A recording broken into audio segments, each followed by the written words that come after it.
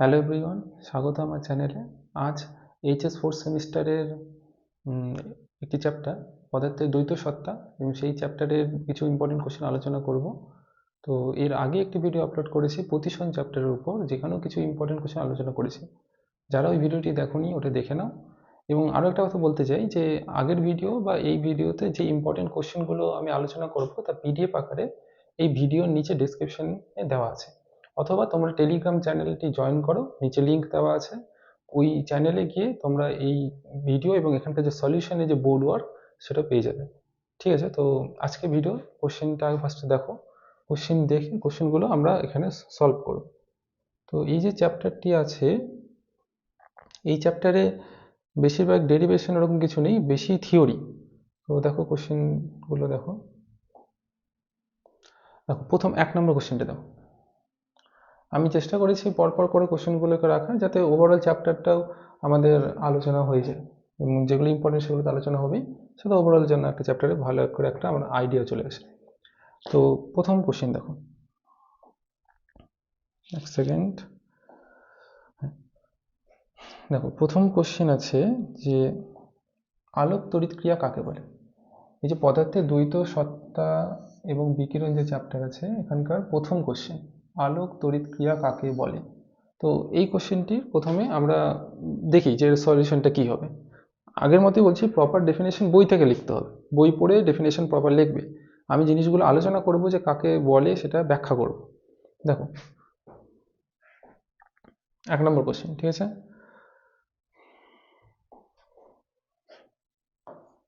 1 নম্বর question আছে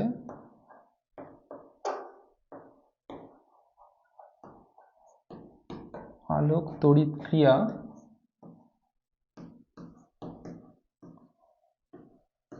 কাকে বলে, এটা ছিল 1 নম্বর কোশ্চেন।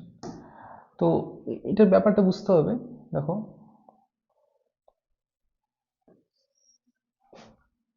ধরো এটা একটি ধাতব পিষ্ট, কোনো মেটাল, সোডিয়াম, ধরো একটা ধাতব পিষ্ট, সোডিয়াম ধরলাম, ধরি অন্য কোনো মেটাল হতে পারে।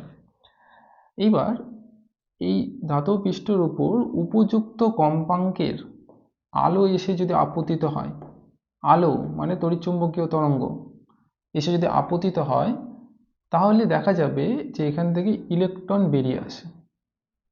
এবং কি বললাম, উপযুক্ত কম্পাঙ্কের হতে হবে, এই কথাটা ভালো করে লিখতে হবে, বা উপযুক্ত তরঙ্গ দৈর্ঘ্যের এরকম মেনশন করতে হবে ডেফিনেশনে।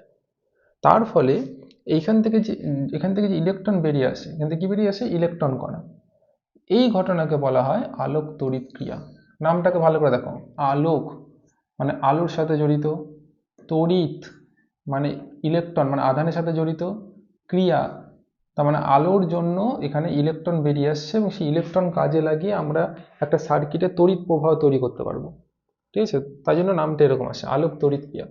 তাহলে পুরো ডেফিনেশনটা কি লিখবো, একটি ধাতব পৃষ্ঠের উপর উপযুক্ত তরঙ্গদৈর্ঘ্য বা উপযুক্ত কম্পাঙ্কের আলো এসে পড়লে এই ঘটনাতে কি হয়, সেই ধাতব পৃষ্ঠ থেকে ইলেকট্রন বেরিয়ে আসে। অর্থাৎ এই ঘটনাকে আমরা কি বলবো, আলোক তড়িৎ ক্রিয়া। ঠিক আছে, এবার এখানে আরো কিছু একটু আলোচনা করি, ডেফিনেশনের বাইরে একটু বলছি। দেখো ধরো আমি একটা এইভাবে ছবিটি আঁকালাম, এইভাবে ছবিটি আঁকালাম, এটা ধরো উপরের পৃষ্ঠটা, ঠিক আছে। এবার এখানে যে আলোটা আসলো, যে রেডিয়েশন আসলো, আলো আসলো, ঠিক আছে,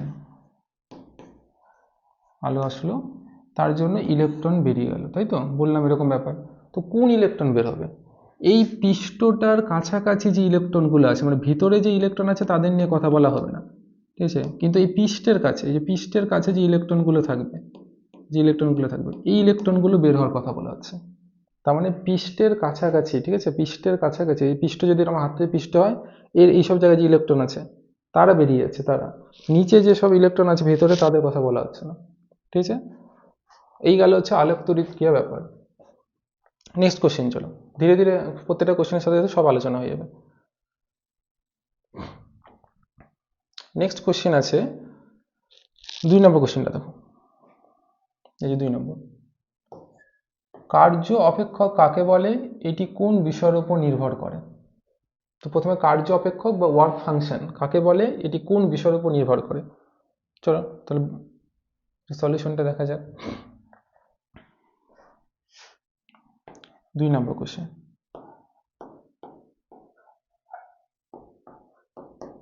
কার্য অপেক্ষক।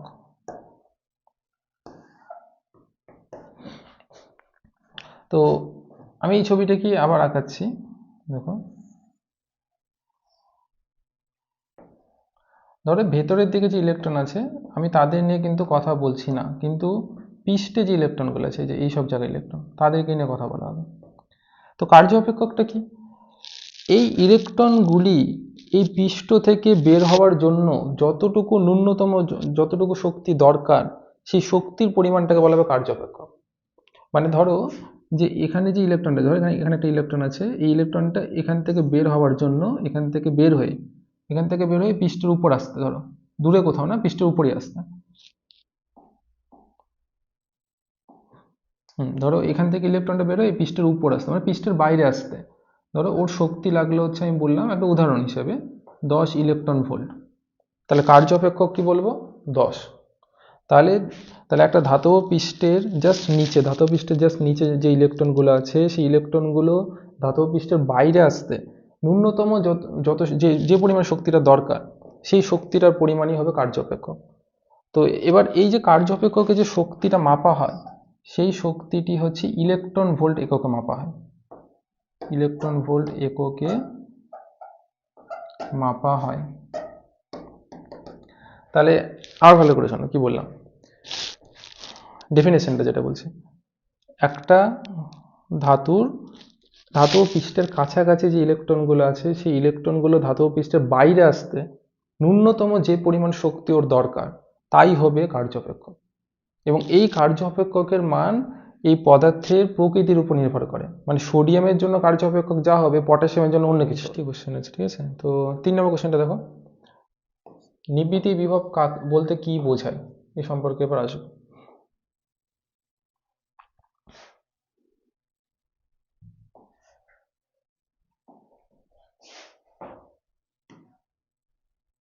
থ্রি নম্বর কোশ্চেন, চলো 3 নম্বর কোশ্চেন।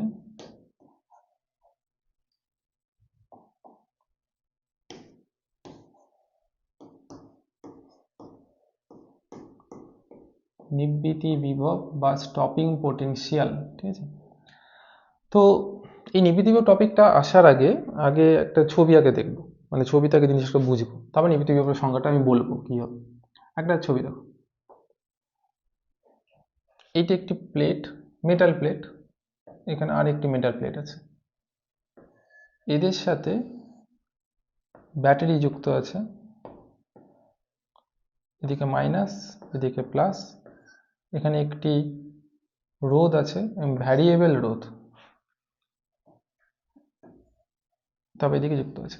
এই ছবিতে আরো অনেক কিছু অ্যাড করা যেত, অ্যাম্প মিটার, ভোল্ট মিটার, ওগুলো অ্যাড করা যেত, কিন্তু আমি সহজভাবে আঁকাচ্ছি আমাদের আগে যেটা মেন জিনিস সেটা বোঝার জন্য। দেখো কি বলতে চাইছি, যেহেতু এই মেটাল প্লেট, এই যেখানে যে মেটাল প্লেট আছে, এই মেটাল প্লেট নেগেটিভের সাথে যুক্ত আছে, ওই জন্য একে নাম দেবো ক্যাথোড।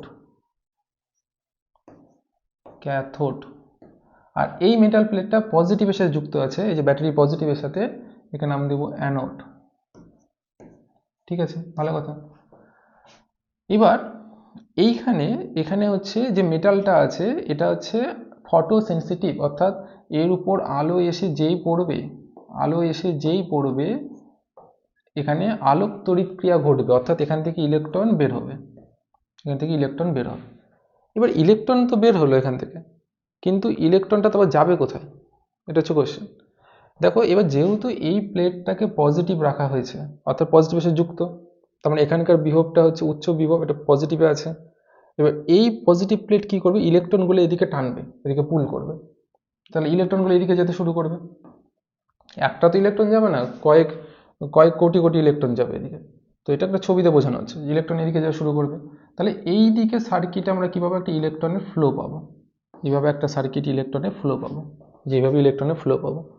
এবার ইলেকট্রনের ফ্লো যেদিকে হয়, আমরা কি শিখেছি, ঠিক তার উল্টা দিকে আমরা কি পাবো, কারেন্ট পাবো। অর্থাৎ তখন এই সার্কিটের মধ্যে একটা কারেন্ট শুরু হবে, একটা তড়িৎ প্রবাহ শুরু হবে। আর এই তড়িৎ প্রবাহটাকে আমরা বলি আলোক তড়িৎ প্রবাহ। আলোক তড়িৎ প্রবাহ। তো এই জিনিসটা ভালো করে বুঝবে। আলো এসে এই মেটালের উপর পড়লো, ফলে এখান থেকে কি হলো, এখান থেকে ইলেকট্রন বের হলো, আলোক তড়িৎ ক্রিয়া ঘটলো। কিন্তু এখানকার প্লেটটা অ্যানোড যেটা পজিটিভ আছে, সে কি করছে, ইলেকট্রনটাকে টেনে নিচ্ছে, এবং ইলেকট্রনকে টেনে নেওয়ার জন্য এই এই যে বর্তনী আছে, এখানে ইলেকট্রন একটা প্রবাহ শুরু হলো, এবং তার উল্টো দিকে আমরা এখানে কারেন্ট পেয়ে গেলাম। তাহলে এবার ব্যাপারটা এখানে বোঝার আছে যে এই যে সংজ্ঞাটা যে আলোচনা করব, যেখানে যে সংজ্ঞাটা আমি লিখেছি, এই যে হেডিংটা দেখো, নিবৃত্তি বিভব। তাহলে এখানে যদি পজিটিভ থাকে তাহলে ইলেকট্রনটা এসে পৌঁছাচ্ছে। এবার তুমি যদি এখানে নেগেটিভ করে দাও, পজিটিভ এখানে না করে নেগেটিভ করে দাও, ইলেকট্রন তো নিজেও নেগেটিভ, আবার এখানেও নেগেটিভ, তাহলে ইলেকট্রন কি আসবে? কোনোদিনও আসবে না। ইলেকট্রন যদি না আসে তাহলে এই সার্কিটে কারেন্ট তখন কত হয়ে যাবে? সার্কিটে কারেন্ট তখন হয়ে যাবে 0। হ্যাঁ, তবে এখানে একটা ব্যাপার আছে। কি ব্যাপার আমি একটু এখানে আলোচনা করছি। উপরের ছবিটাকে এখানে আমি বুঝেছি। দেখো, এটা তো নেগেটিভ ছিল, এটা পজিটিভ ছিল শুরুতে, এখান থেকে একটা ইলেকট্রন বের হয়ে এদিকে যাচ্ছে, ফলে তুমি সার্কিটে একটা ইলেকট্রন যেহেতু এই দিকে যাবে, তুমি এদিকে একটা কারেন্ট পাবে। ঠিক আছে, ইলেকট্রনগুলো যে বের হয় তার একটা নির্দিষ্ট গতিশক্তি থাকে, নির্দিষ্ট একটা গতিশক্তি নিয়ে এখান থেকে বের হয়। এবার আমি কি বললাম, যদি আমি এই যে অ্যানোডটা আছে এর বিভবটাকে আমি এই ক্যাথোডের তুলনায়, মানে এই যে এদিকের প্লেটের তুলনায় এটাকে যদি ঋণাত্মক বিভব করে দেই, ঋণাত্মক বিভব, তখন কি হবে, ইলেকট্রনগুলো এখানে পৌঁছাতে তো পারবে না বিকর্ষণের জন্য, যে পৌঁছাবে না। কিন্তু কোনো ইলেকট্রনের যদি গতিশক্তি এতটাই বেশি থাকে যে এই বিকর্ষণটাকে ওভারকাম করে ওখানে যেতে পারবে, কিন্তু মানে এখান থেকে যে ইলেকট্রনটা বেরোচ্ছে তার গতিশক্তি ধরো খুবই বেশি, তাহলে সে কিন্তু এখানকার যে ঋণাত্মক, যে তুমি প্লেটটাকে যে ঋণাত্মক বিভবে রেখেছ তাকে ওভারকাম করে কিন্তু পৌঁছাতে পারবে, একটা সম্ভাবনা আছে। কিন্তু তখন বুদ্ধি কি, আমি যদি এখানকার ঋণাত্মক বিভবটাকে বাড়িয়ে দিই, ধরো আগে আমি -10 মেনটেন করছিলাম, একটা কিছু ইলেকট্রন ওখানে চলে গেল, কিছু ইলেকট্রন ওখানে চলে যাচ্ছিল, তার মানে ইলেকট্রনগুলো এনাফ গতিশক্তি আছে ওই বিকর্ষণের বিরুদ্ধেও ওখানে পৌঁছে গেল। কিন্তু যদি এটা এখানে -10 থেকে যদি আমি এটাকে চেঞ্জ করে -20 করে দিলাম, তখন দেখা গেল কোনো ইলেকট্রন এখান থেকে আর এদিকে যেতে পারছে না। আর যেই ইলেকট্রন যেতে পারবে না, এই সার্কিটে কোনো কারেন্ট পাবো না, সার্কিটে কারেন্ট কি হবে? 0, অর্থাৎ আলোক তড়িৎ প্রবাহ কি হবে? 0। তখন এই ঋণাত্মক বিভবটাকে আমরা বলবো নিবৃত্তি বিভব। ঠিক আছে, এই ঋণাত্মক বিভবকে আমরা কি বলবো? নিবৃত্তি বিভব। তাহলে সংজ্ঞাটা কি লিখবো? আমি যদি সংজ্ঞাটাকে একটু বক্স করে লেখাই, একটু যদি তোমাদের জটিল মনেও হয় তো ভিডিওটাকে আবার ব্যাকে যাবে, আবার শুনবে, ধীরে সুস্থে শোনো, কোনো তাড়াহুড়ো নেই, কারণ মডার্ন ফিজিক্সের এই চ্যাপ্টারের এই জায়গাগুলো তোমাদের কাছে একদমই নতুন এগুলো, তো একটু ঠান্ডা মাথায় চেষ্টা করবে ভালো করে বোঝার। দেখো, তাহলে সংজ্ঞাটা কি বলবো? সংজ্ঞাটা এরকম বলবো যে ক্যাথোড যে প্লেটটা আছে, ক্যাথোড এর সাপেক্ষে লিখেই দিই, দেখো, ক্যাথোডের সাপেক্ষে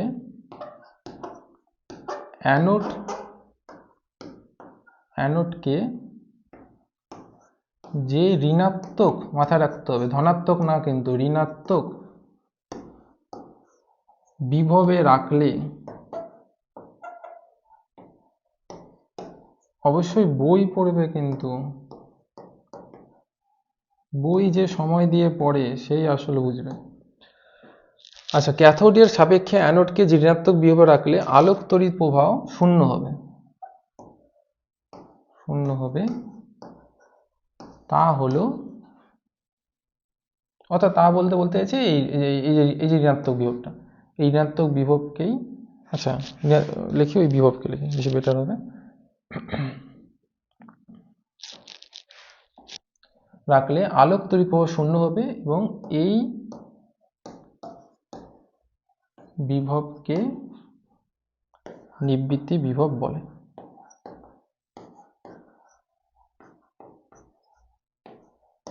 এই তো সংজ্ঞা, আরো রিপিট করে দিই, তারপর অন্য কোশ্চেনে যাবো।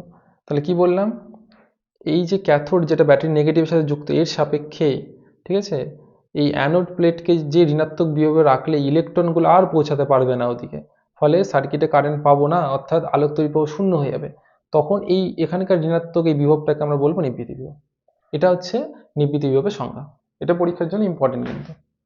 ঠিক আছে, নেক্সট কোশ্চেনে যাওয়া যাক। নেক্সট হচ্ছে গিয়ে কত নম্বর হবে? 4 নম্বর। এটাও ইম্পর্টেন্ট। সূচনা কম্পাঙ্ক কি, এটি কোন বিষয়ের উপর নির্ভর করে?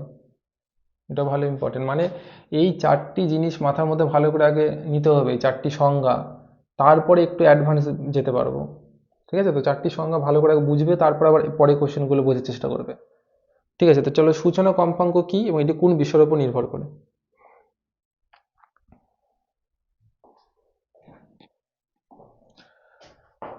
4 নম্বর কোশ্চেন।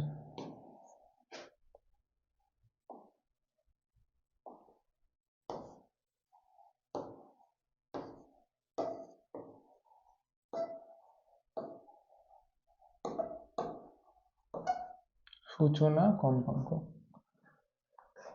তো আমি আবার এরকম ছবিতে বুঝাবো জিনিসটা, এবং সংখ্যা দিয়ে বুঝাবো যাতে তাড়াতাড়ি মাথায় রেখো। ধরো এটা এটা একটা মেটাল প্লেট নিলাম আমি সোডিয়াম উদাহরণ হিসাবে।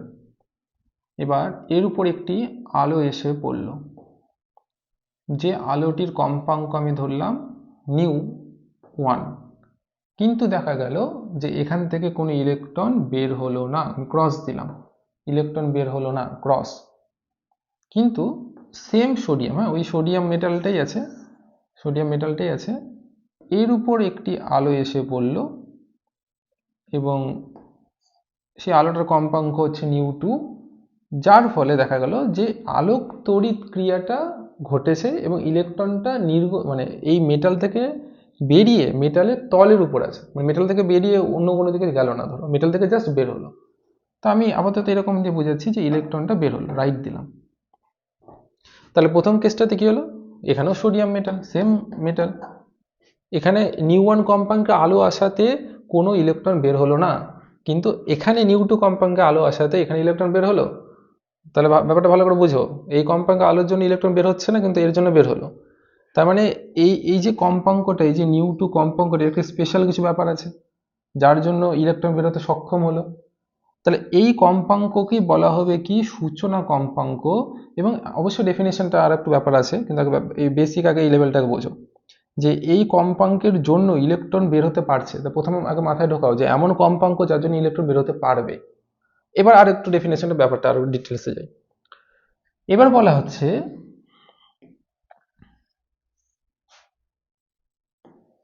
সূচনা কম্পাঙ্ক হচ্ছে এমন কম্পাঙ্কের আলো, মানে এই ধরো μ0, সূচনা কম্পাঙ্ককে আমরা এরকম μ0 দিয়ে লিখি। ঠিক আছে, মানে এটা একটা ন্যূনতম কম্পাঙ্ক, মিনিমাম যে কম্পাঙ্কটা হবে, মিনিমাম যেটা।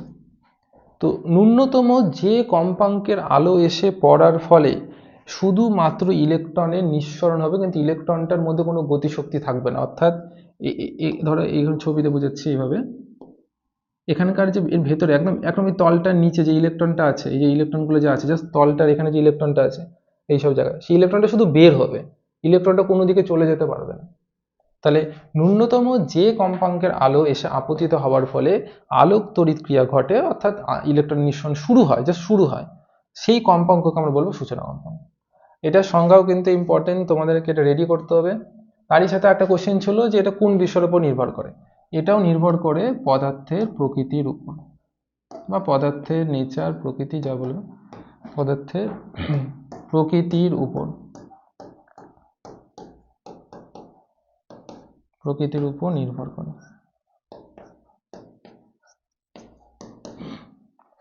তাহলে কোশ্চেনটা 4 নম্বর কোশ্চেনটা হয়ে গেল যে সূচনা কম্পাঙ্ক কি এবং কোন বিষয়ের উপর নির্ভর করে, পদার্থের অর্থাৎ সোডিয়ামের ক্ষেত্রে সূচনা কম্পাঙ্কের মান যা হবে, পটাশিয়ামের ক্ষেত্রে কিন্তু অন্য কিছু হবে, কারণ আমি একটু সোডিয়াম পটাশিয়াম নিয়ে আলোচনা করেছিলাম। আর কেন হয়, কেন এটা হয়, এটা আলোচনা একটু পরে আইনস্টাইনের সমীকরণ থেকে ভালো করে বোঝা যাবে। ঠিক আছে, তো নেক্সট কোশ্চেনে যাওয়া যাক। গলাটা গেছে। আচ্ছা, এরপরে হচ্ছে 5 নম্বর কোশ্চেন। দেখো 5 নম্বর কোশ্চেনটা যেটা আছে, দেখো কি আছে, কোনো, আচ্ছা ডিবকলি চলে আসলো, ঠিক আছে আলোচনা হোক যেহেতু কোশ্চেন আছে। কোনো কণার ভরবেগের সঙ্গে ডিবগলি তরঙ্গদৈর্ঘ্য পরিবর্তন লেখচিত্র অঙ্কন কর। কোনো কণার ভর বেগের সাথে, এই যে ভর বেগের সাথে ডি বগলি তরঙ্গ দৈর্ঘ্যের লেখচিত্র চেয়েছে। ভর বেগের সাথে তরঙ্গ দৈর্ঘ্য লেখচিত্র, মাথায় রাখো, ভর বেগের সাথে তরঙ্গ দৈর্ঘ্য, ডি বগলি তরঙ্গ দৈর্ঘ্য। তো দেখো লেখচিত্রটা কি হবে। লেখচিত্রের প্রকৃতিটা দেখতে হবে, হ্যাঁ, এটা হচ্ছে 5 নম্বর কোশ্চেন। কিন্তু তার আগে আমাদেরকে যেটা জানতে হবে, ডিবগলি প্রকল্প যে আছে, সেই ডিবগলি প্রকল্পের যদি গাণিতিক রূপটাকে দেখি, মানে গাণিতিক রূপটা কি বলা হয়েছিল, যে পদার্থ তরঙ্গ। পদার্থ তরঙ্গ মানে কি, যে ভরযুক্ত মাইক্রোস্কোপিক যে কণা, মানে ইলেকট্রন ধরো, এরা যখন একটা উচ্চ বেগ নিয়ে গতিশীল হয়, তখন ওদের সাথে সাথে একটা তরঙ্গ থাকে। তো সেই তরঙ্গটা আমরা কি পদার্থ তরঙ্গ বলে জানি। এইবার এই পদার্থ তরঙ্গের যে তরঙ্গ দৈর্ঘ্য, যাকে আমরা ল্যামডা দিয়ে লিখি তরঙ্গ দৈর্ঘ্যকে, সমান সমান h/p দিয়ে, এরকমভাবে তোমরা ফর্মুলা ডি বগলির দেখেছো। এবার এখানে এইচটাকে কি বলা হতো, এইচটাকে বলা হতো প্ল্যাঙ্কস কনস্ট্যান্ট বা প্ল্যাঙ্কের ধ্রুবক। প্ল্যাঙ্ক ধ্রুবক, তার নির্দিষ্ট মান আছে 6.625 10⁻34, এগুলো মান আছে। আর পি যেটা আছে, এই পিটা হচ্ছে ওই কণাটির ভরবেগ, যে কণার সাথে একটা তরঙ্গ জড়িত আছে, একটা তরঙ্গ জড়িত আছে, সেই কণার ভরবেগ। আর ভরবেগকে আমরা, ভরবেগের গাণিতিক রূপ কি জানি, m/v। কিন্তু তোমার কোশ্চেনে কি চেয়েছে, যে তরঙ্গ দৈর্ঘ্যের সাথে ভরবেগের লেখচিত্র। এবার তোমরা এখানে একটু ভালো করে লক্ষ্য করো, যে এই যে তরঙ্গ দৈর্ঘ্য ল্যামডা এবং এই যে ভরবেগ পি, এদের মধ্যে সম্পর্কটা কি দাঁড়াচ্ছে, ব্যস্তানুপাতিক। আর যখন ব্যস্তানুপাতিক হয়, তখন এতে লেখচিত্রের প্রকৃতি কেমন হবে, ঠিক এরকম। যত, মানে এদিকে পি রাখো, এদিকে ল্যামডা রাখো, কোনো অসুবিধা নেই, হ্যাঁ। তাহলে ব্যস্তানুপাতিক না, যত পি এর মান বাড়বে তত ল্যামডা মান কি হবে, কমবে। এই দেখো, ব্যস্তানুপাতিক হারে যত পি বাড়ছে ল্যামডাটা কমছে। তো এটা হচ্ছে ড্রয়িংটা চেয়েছে কোশ্চেনে। ঠিক আছে, এটা দেখে নাও, নেক্সট কোশ্চেনে যাব।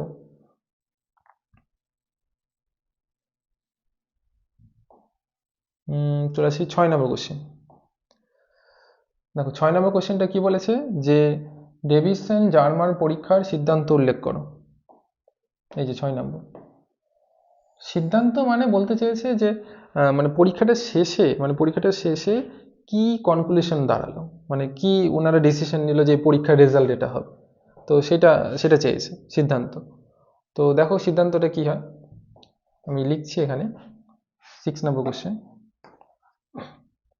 তো 6 নম্বর কোশ্চেনটাতে বলেছে ডেভিসন জার্মান পরীক্ষার সিদ্ধান্ত।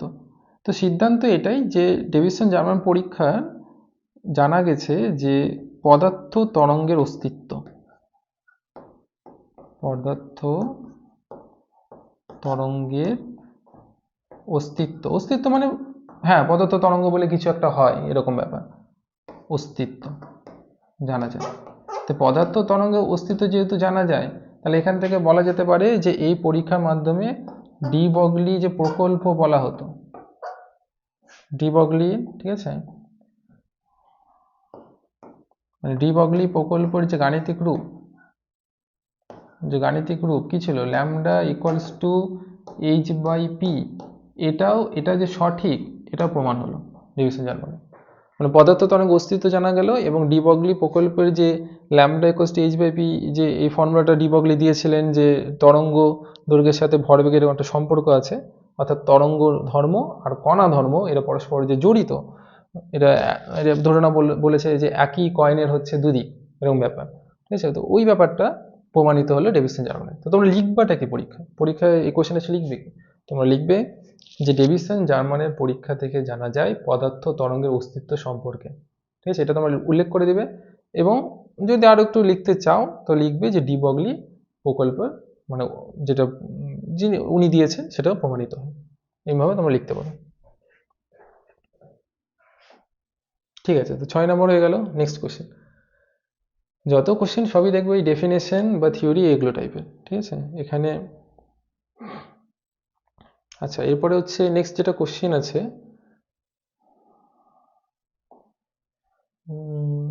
কোথায় গেল, হ্যাঁ 7 নম্বর। এই যে আইনস্টাইনের আলোক তড়িৎ ক্রিয়া সমীকরণটি লেখো, ব্যবহৃত চিহ্নগুলো উল্লেখ করো এবং সমীকরণটি ব্যাখ্যা করো। এইটা কিন্তু খুবই ইম্পর্টেন্ট আছে পরীক্ষার জন্য। এটাকে ভালো করে রেডি করবে যে আইনস্টাইনের আলোক তড়িৎ সমীকরণটি লেখো, ব্যবহৃত চিহ্নগুলো উল্লেখ করো এবং সমীকরণটি ব্যাখ্যা করো। ঠিক আছে, তাহলে 3টা পার্ট আছে, সমীকরণ, চিহ্ন।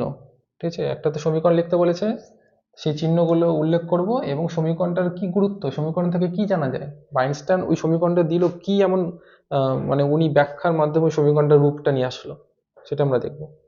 সমীকরণটা লিখলে অনেকটা ইজি হয়ে যায় এটা। এটা গিয়ে 7 নম্বর। দেখো 7 নম্বর কোশ্চেন। তো ঠিক আছে, আগে আগে গাণিতিক রূপটা লিখি। ঠিক আছে, আইনস্টাইনের আলোক তড়িৎ ক্রিয়ার যে সমীকরণের গাণিতিক রূপ, সেই গাণিতিক রূপটাকে লিখি। H nu equals to W nought plus, এখানে কিছু কিছু বইতে এইভাবে হাফ এম ভি ম্যাক্স তার স্কোয়ার আছে, আবার কিছু কিছু বইতে এই জায়গাতে ই ভি নট দিয়ে লেখা আছে। আগে এটা বোঝো, তবে ই ভি নটটা আমি পরে আসছি। এই যে বলেছে না চিহ্ন, চিহ্ন মানে যে এগুলো এক একটা কি রিপ্রেজেন্ট করছে, যে এই চিহ্ন যেটা রিপ্রেজেন্ট করছে এটা হচ্ছে ফোটনের শক্তি। মানে আমি একটা ছবি একটু পরে বলবো এখানে ফোটনের শক্তি বলতে কি বোঝাচ্ছে। তারপর এই যে ডাব্লু নটটা প্রকাশ করছে কার্য অপেক্ষক। তোমরা পরীক্ষায় কিন্তু এইভাবে গোল গোল করে লিখে দিও না, তোমরা সমীকরণটা পরিষ্কারভাবে লিখবে, সমীকরণের নিচে লিখবে এইভাবে, যেখানে, যেভাবে এইভাবে লিখবে, যেখানে এইচ নিউ ফোটনের শক্তি, এভাবে লিখবে, বা একটি ফোটনের শক্তি তাও চলবে। তারপর লিখবো হচ্ছে যে ডাব্লু নট কার্য অপেক্ষক। ঠিক আছে, এভাবে লিখবে, এভাবে লিখতে হবে। আচ্ছা, এই যে যেটা পার্টটা আছে, যে half m v max square, এইটা হচ্ছে ফোটো ইলেকট্রন, মানে যে ইলেকট্রনটা মেটাল থেকে বের হয়, ঠিক আছে, সেই ইলেকট্রন হচ্ছে গতিশক্তি।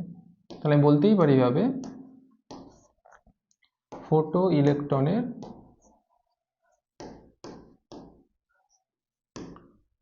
গতিশক্তি।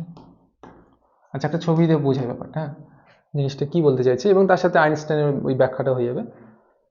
তাহলে আগে যেটা বলতে চাই, দেখো প্রথম কোশ্চেন ছিল আইনস্টাইনের সমীকরণটি লেখো, এই যে লিখলাম এই যে উপরে এটা। সেকেন্ড বলেছিল যে এখানে যে চিহ্নগুলো ব্যবহার হয়েছে তা সেগুলো কি উল্লেখ করো, যে উল্লেখ করলাম এইচ নিউ ফোটনের শক্তি, যেখানে নিউটা কি, এই যে নিউটা যে আছে না, এই যে নিউটা এখানে লিখছে, এই যে নিউটা এটা হচ্ছে আপতিত আলোর কম্পাঙ্ক, বা অনেক সময় ফোটনের কম্পাঙ্ক বলে দেয়। ঠিক আছে, আচ্ছা, আর এইচ হচ্ছে প্ল্যাঙ্ক ধ্রুবক, একটাকে লেখা হয়েছে, ডাব্লু নট কি কার্য অপেক্ষক, আর এই পুরো টার্মটা হচ্ছে ফোটো ইলেকট্রন গতিশক্তি। এটা গেল। এবার এর সাথে কোশ্চেন ছিল যে এই সমীকরণটা থেকে কি এমন জানা গেল, মানে সমীকরণটা এটা কোশ্চেনটা বলা আছে, এই যে কোশ্চেনটা দেখো, এই যে সমীকরণটি ব্যাখ্যা করো, ব্যাখ্যা। তো আমার সমীকরণটা কি এমন ব্যাখ্যা বলতে কি এমন গুরুত্ব, চলো দেখি কি গুরুত্ব। দেখো এখানে অনেক কিছু ব্যাপারে লুকিয়ে আছে, এই জায়গাটাতে আলোচনা করছি। আইনস্টাইনের আগে, ঠিক আছে, আলোক তড়িৎ ক্রিয়াকে, মানে আলোক তড়িৎ ক্রিয়া তো একটা ঘটনা, যে ঘটনায় আলো পড়লে ইলেকট্রন বের হয়। তো এই ঘটনাকে ব্যাখ্যা করার জন্য, ঠিক আছে, আইনস্টাইনের আগে ধরা হয়েছিল যে আলোকে তরঙ্গ হিসেবে ধরে এই ঘটনাকে ব্যাখ্যা করা হয়েছিল, কিন্তু সেক্ষেত্রে সাকসেসফুল হয়নি। তারপরে আইনস্টাইন কি করলো, আইনস্টাইন একটু ওনার কনসেপ্টটা চেঞ্জ করলো। কি চেঞ্জ করলো, যে আলোকে তরঙ্গ হিসেবে না ধরে উনি কি বললেন, যে আলোকে আমরা ফোটন কণা স্রোত হিসেবে ধরবো, এবং এই ঘটনাটি মানে আলোক তড়িৎ ক্রিয়াকে ব্যাখ্যা করার চেষ্টা করলো, এবং সেখানে কি রেজাল্ট হলো বা ওনার কি ব্যাখ্যা সেটা লিখবো এখন, এবং এই সমীকরণটা আলোচনা হয়ে যাবে। তো প্রথম কথা, ধরো এটা হচ্ছে কোনো ধাতব পৃষ্ঠ, কোনো ধাতব পৃষ্ঠ, ঠিক আছে, এক সেকেন্ড, পৃষ্ঠ বানান একদম,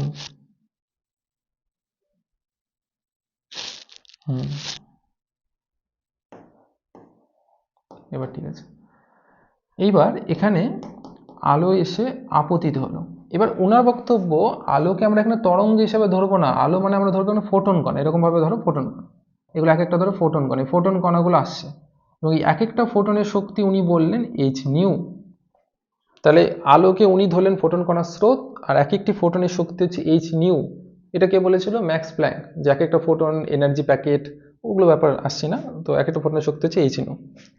তারপরে উনি বললেন যে এই ফোটনগুলো যখন এই মেটালের উপরে এসে আপতিত হয়, তখন এই মেটালের পৃষ্ঠের এখানে যে ইলেকট্রনগুলো আছে, মানে পৃষ্ঠটার জাস্ট নিচে পৃষ্ঠের এখানে যে ইলেকট্রন, মানে পৃষ্ঠের কাছাকাছি যে ইলেকট্রনগুলো আছে, সেই ইলেকট্রনের সাথে এই ফোটনের স্থিতিস্থাপক সংঘর্ষ হয় এবং যার ফলে ওই যে এইচ নিউ পরিমাণ শক্তি সেটা ইলেকট্রনকে ট্রান্সফার করে দেয়। ঠিক আছে? তাহলে মানে ধরো আমার এই হাতটা ধরো হচ্ছে এক সেকেন্ড, এরকম, এটা ধরো ফোটন, এটা হচ্ছে একটা ইলেকট্রন যে হচ্ছে ওই মেটালের তলটা ওখানে আছে। ফোটনটা আসলো, এসে ধাক্কা লাগার ফলে এর শক্তিগুলো একে দিয়ে দিল, তো ইলেকট্রন কি শক্তি লাভ করলো। আর ফোটনটা কি হবে? ফোটনটা বিলুপ্ত হয়ে যাবে, মানে ফোটন অ্যাকচুয়ালি শক্তি, এইচ নিউ শক্তি, এসে ইলেকট্রনের সঙ্গে ধাক্কা লেগে ফোটন বিলুপ্ত হয়ে গেল এবং তারপরে কি হলো? ওই ইলেকট্রনটা কিছু শক্তি লাভ করলো। তাহলে এই যে ইলেকট্রন কতটা শক্তি লাভ করলো? দেখো একটা ফোটন যদি এবার দেখো, এটা একটি ফোটন, এই এইচ নিউ শক্তি নিয়ে আসলো, এখানে একটা ইলেকট্রন বসে আছে, এসে এর সঙ্গে ধাক্কা লাগলো, ফলে এই ইলেকট্রনটা কিছু শক্তি লাভ করলো। কত শক্তি লাভ করলো? এইচ নিউ পরিমাণ শক্তি লাভ করলো। এই যে এইটা। এবার ইলেকট্রন তো বললো আমি শক্তি পেয়ে গেছি এইচ নিউ। তারপর ইলেকট্রন কি করলো? ইলেকট্রন ওই শক্তিটা লাভ করার পর ইলেকট্রন তখন চেষ্টা করলো কি এই মেটাল থেকে বের হওয়ার। আর মেটাল থেকে বের হতে গেলে যে ন্যূনতম শক্তিটা লাগে তাকে আমরা কি বলি? কার্য অপেক্ষক। অর্থাৎ ইলেকট্রন একটা সংখ্যাতে বোঝে, ধরো এই শক্তির মানটা 100, ধরো 100, শক্তির মান 100, তাহলে ইলেকট্রন কত শক্তি লাভ করলো? ধরো 100 পরিমাণ শক্তি লাভ করলো। কিন্তু মেটাল থেকে বের হওয়ার জন্য ইলেকট্রনের 70 পরিমাণ শক্তি খরচ হয়ে গেল, 70 পরিমাণ শক্তি খরচ হয়ে গেল। তাহলে ইলেকট্রনটা যখন এখান থেকে বের হবে ওর কাছে কত শক্তি রইবে? 30 রইবে। তাহলে এই জিনিসটা কি দাঁড়ালো? টোটাল শক্তি কত পেয়েছিল? 100 পেলো, 100 পেলো, তার মধ্যে 70 খরচ হয়ে গেল মেটাল থেকে বের হওয়ার জন্য, আর 30 অবশিষ্ট রইলো যা ইলেকট্রনের মধ্যে গতি শক্তি তৈরি করলো। তাহলে আইনস্টাইনের টোটাল ব্যাখ্যাটা তাহলে কি দাঁড়ালো? আমি আরেকবার রিপিট করছি, ভালো করে ধীরে ধীরে শোনো। আলোকে উনি প্রথমত ফোটন কণার স্রোত ধরলেন এবং প্রত্যেকটি ফোটন কণার শক্তি হচ্ছে এইচ নিউ। তারপর উনি বললেন যে এই ফোটন কণাগুলি যখন এই ধাতব পৃষ্ঠের উপরে এসে আপতিত হয় তখন ফোটন কণার সাথে ইলেকট্রনের স্থিতিস্থাপক সংঘর্ষ হয়, ফলে ফোটনের শক্তি ইলেকট্রন লাভ করে এবং ইলেকট্রন ওই শক্তিটা লাভ করার পর সেই শক্তিটা ব্যবহার করে। কি কি কাজে ব্যবহার করে? এই মেটাল থেকে বের হওয়ার জন্য ব্যবহার করে এবং তারপর মানে মেটাল থেকে বের হতে যে শক্তিটা দরকার সেটা ইউজ করার পর যদি কিছু শক্তি থেকে যায় তাহলে সেই শক্তিটা ইলেকট্রনের মধ্যে গতিশক্তি হিসেবে থাকবে। যদি না থাকে, সাপোজ ধরো এই ফোটনটা 70 শক্তি নিয়ে আসলো এবং ইলেকট্রন 70 শক্তি লাভ করলো, 70 পরিমাণ শক্তি লাভ করলো, কিন্তু মেটাল থেকে বের হতে পুরো 70 পরিমাণ শক্তিটাই ইউটিলাইজ হয়ে গেল, পুরোটাই ইউজ হয়ে গেল। তাহলে তো এখানে জিরো পড়ে থাকলো, তার মানে কি ইলেকট্রনটার কোনো গতিশক্তি থাকলো না, ইলেকট্রনটা শুধু মেটাল থেকে বের হয়ে এখানে থাকবে, ও কোথাও আর যাওয়ার শক্তি থাকলো না। তো এইটাই হচ্ছে আইনস্টাইনের ব্যাখ্যা। ঠিক আছে, এবার হচ্ছে নেক্সট কোশ্চেন।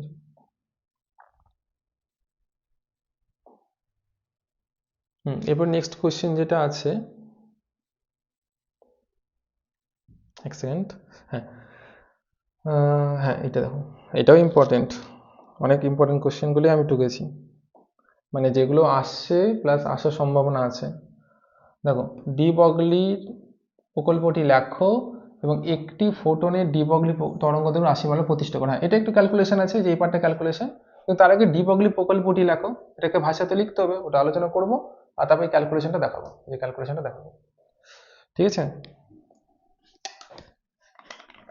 তাহলে ডি বগলি প্রকল্পটা দেখা যাক।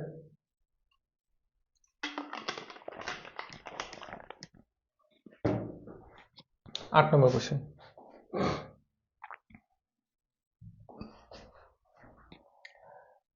ভিডিওগুলো যখন দেখবে যদি অসুবিধা হয় আবার ব্যাকে গিয়ে আবার দেখবে ভালো করে। সেরকম কি জানো? ডি বগলি প্রকল্প 8 নম্বর কোশ্চেন।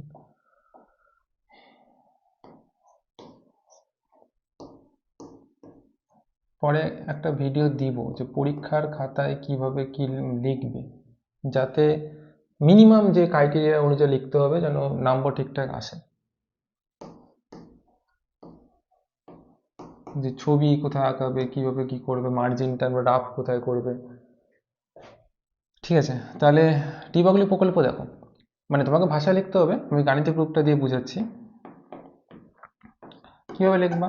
তোমরা ডিবাগলি প্রকল্প লেখার সময় লিখবে যে যখন কোনো কণা গতিশীল থাকে এবং সেই কণার সাথে যে তরঙ্গটা জড়িত থাকে তাকে আমরা পদার্থ তরঙ্গ বলি, এবং সেই পদার্থ তরঙ্গের তরঙ্গ দৈর্ঘ্য ল্যামডা যেটা বলছি সমান সমান h/p হয়, যেখানে পিটা কি ভরবেগ। এটা আজকেও একটু আগে লিখলাম আমি যে পিটা কি হয়, ভরবেগ।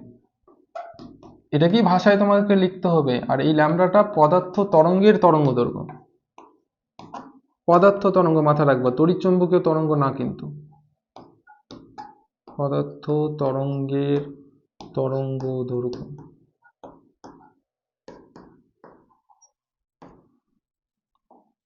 ঠিক আছে, আচ্ছা এবার এখানে একটা কোশ্চেন ছিল যে ফোটনের সাথে, ঠিক আছে, এটার সাথে জড়িত কোশ্চেন ছিল এই যে এখানে দেখো,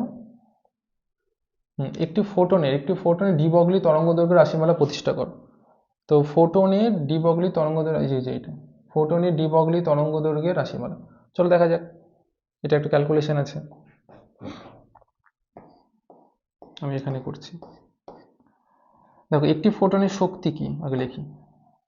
একটি ফোটন কণার বা ফোটন, ঠিক আছে, ফোটন কণার শক্তি ই ইকুয়ালস টু হয় এইচ নিউ, ম্যাক্স প্ল্যাঙ্ক উনি বলেছিলেন। আচ্ছা তারপর আরেকটা জিনিস আমাদের জানা আছে, কি বলতো, সি ইকুয়ালস টু হয় নিউ ইন্টু ল্যামডা, যেখানে সিটাকে আমরা কি ধরি, সিকে ধরি শূন্য মাধ্যমে আলোর বেগ, এখানে আমরা বলবো ফোটন কণার বেগ সি, ঠিক আছে, সি হচ্ছে ফোটন কণার বেগ, এটা হচ্ছে কম্পাঙ্ক, আর ল্যামডা হচ্ছে তরঙ্গ দৈর্ঘ্য। এই চিহ্নগুলোর সাথে পরিচিত থাকতে হবে তোমাদের। যারা রেগুলার পড়াশোনার সাথে টাচে আছে তারা ঠিক আছে, কিন্তু যারা এখন শেষ মুহূর্তে এসে ফিজিক্স পাস করার চেষ্টা করছো তারা একটু পড়াশোনার সাথে সাথে একটু ধর্ম মানে প্রণাম, ভগবানকে প্রণাম, ঈশ্বরকে ডাক সব শুরু করে দিও। আচ্ছা ই ইকুয়ালস টু এইচ নিউ। এবার দেখো এই যে নিউটা দেখতে পাচ্ছ, ঠিক আছে, এই নিউটার জায়গায় এখন আমরা লিখবো হচ্ছে এই যে এখান থেকে, এই জায়গা থেকে লিখবো সি বাই ল্যামডা, মানে সি বাই ল্যামডা, যেখান থেকে লিখবো সি বাই ল্যামডা। তারপরে কি করব, এই ল্যামডাটাকে এদিকে নিয়ে আসবো, ডি বগলি না, এই যে ডি বগলি ল্যামডা নিয়ে আসতে হবে, আর এদিকে এইচ বাই পি, মানে পি মানে ভরবেগ আনতে হবে। তারপরে এটাকে এইচ সাজালাম, সিটাও রাখলাম, ইটাকে এদিকে করলাম, পরের লাইন দাও। তারপর lambda equals to H E, সিটাকে এভাবে নিচে লিখলাম। দেখো অনেকটা চলে আসে, দেখো এই দেখো ল্যামডা, এই দেখো ল্যামডা তরঙ্গ দৈর্ঘ্য, এই দেখো উপরে প্ল্যাঙ্ক ধ্রুবক, এই যে উপরে প্ল্যাঙ্কের ধ্রুবক, নিচে দেখো পি ভরবেগ, এখানে হচ্ছে এই যে এইটা ভরবেগ, এই যে, তাহলে এই যে মানে ফাইনাল আগে লিখে নিই, তারপর আমি বলছি। এই যে ল্যামডা ইকুয়ালস টু পেলাম এইচ বাই পি, যেখানে এই যে পিটা যে আসলো ই বাই সি, এক সেকেন্ড,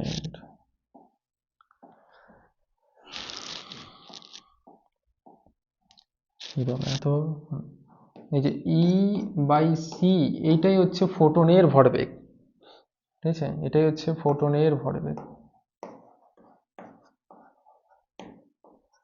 না এর অনেক জায়গাটা নোংরা যাচ্ছে, আমি পরের পেজে লিখি।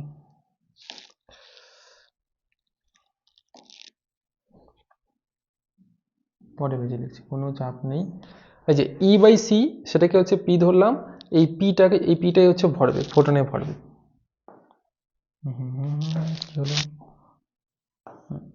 এটাই হচ্ছে ফোটনের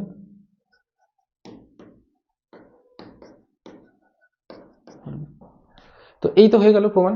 তাহলে প্রমাণ কোনটা, প্রমাণ হচ্ছে মানে তোমার কি চেয়েছে আলটিমেটলি এটাই বের করতে বলেছে, এই যে বের করলাম, কিন্তু এটাকে একটু সাজিয়ে লিখবা, খাতাতে ভালো করে প্রত্যেকটা টার্ম কি মেনশন করবা, যে শুধু এই ক্যালকুলেশন লিখে চলে আসলে হবে না, তাহলে নম্বর কমে যাবে কিন্তু।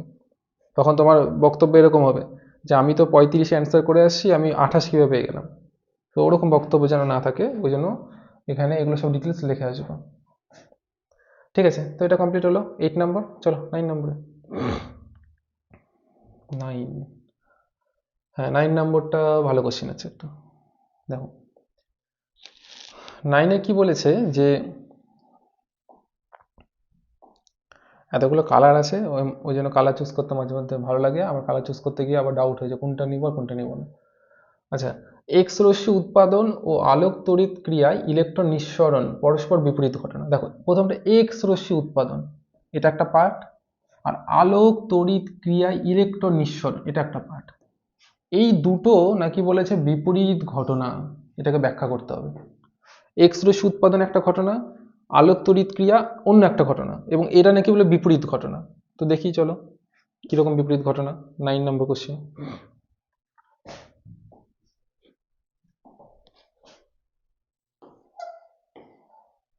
দেখো 9 নম্বর কোশ্চেনটাতে আমরা এভাবে বুঝবো।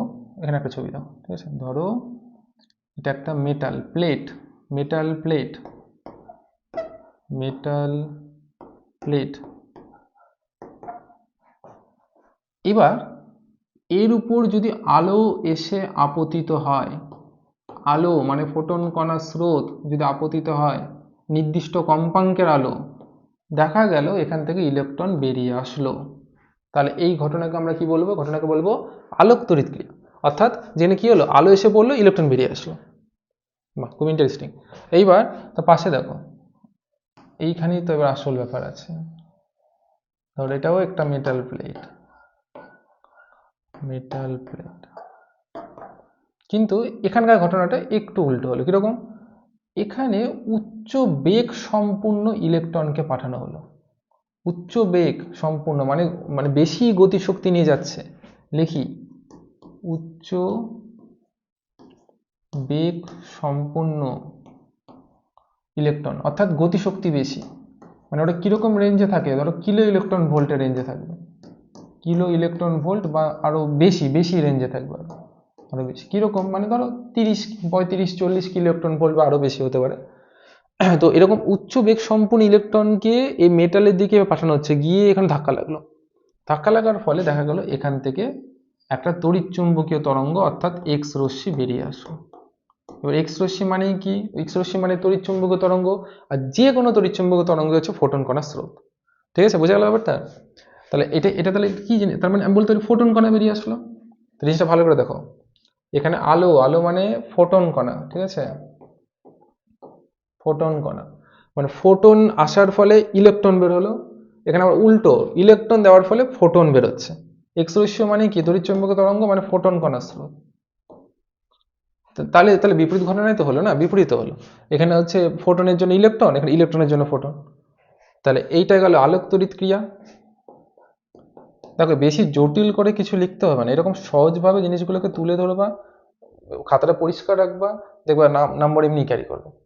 এটা হচ্ছে আলোক তড়িৎ ক্রিয়া, আর এইটা গেল হচ্ছে এক্স রশ্মি উৎপাদন।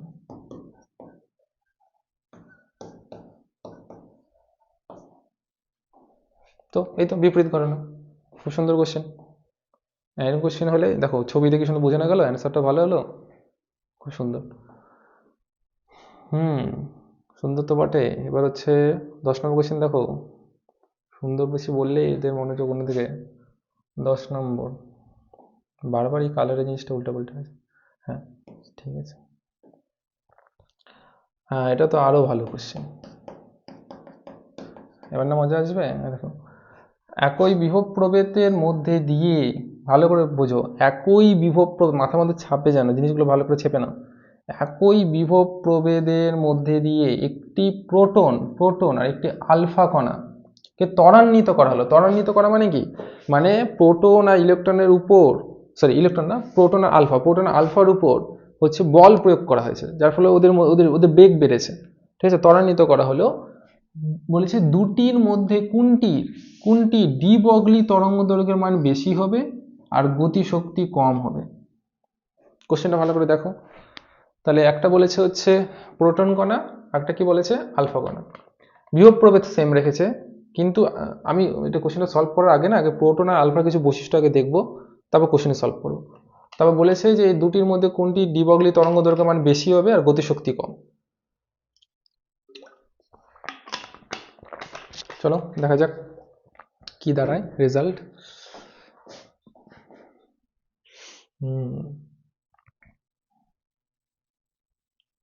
ইন্ডিয়া নিউজিল্যান্ড টি-20 ম্যাচ মানে হয়ে গেল সব।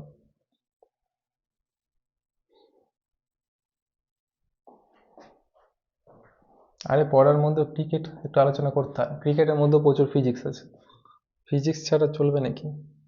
দেখো এবার কোশ্চেন নাম্বারটাই তো কত ছিল, 10।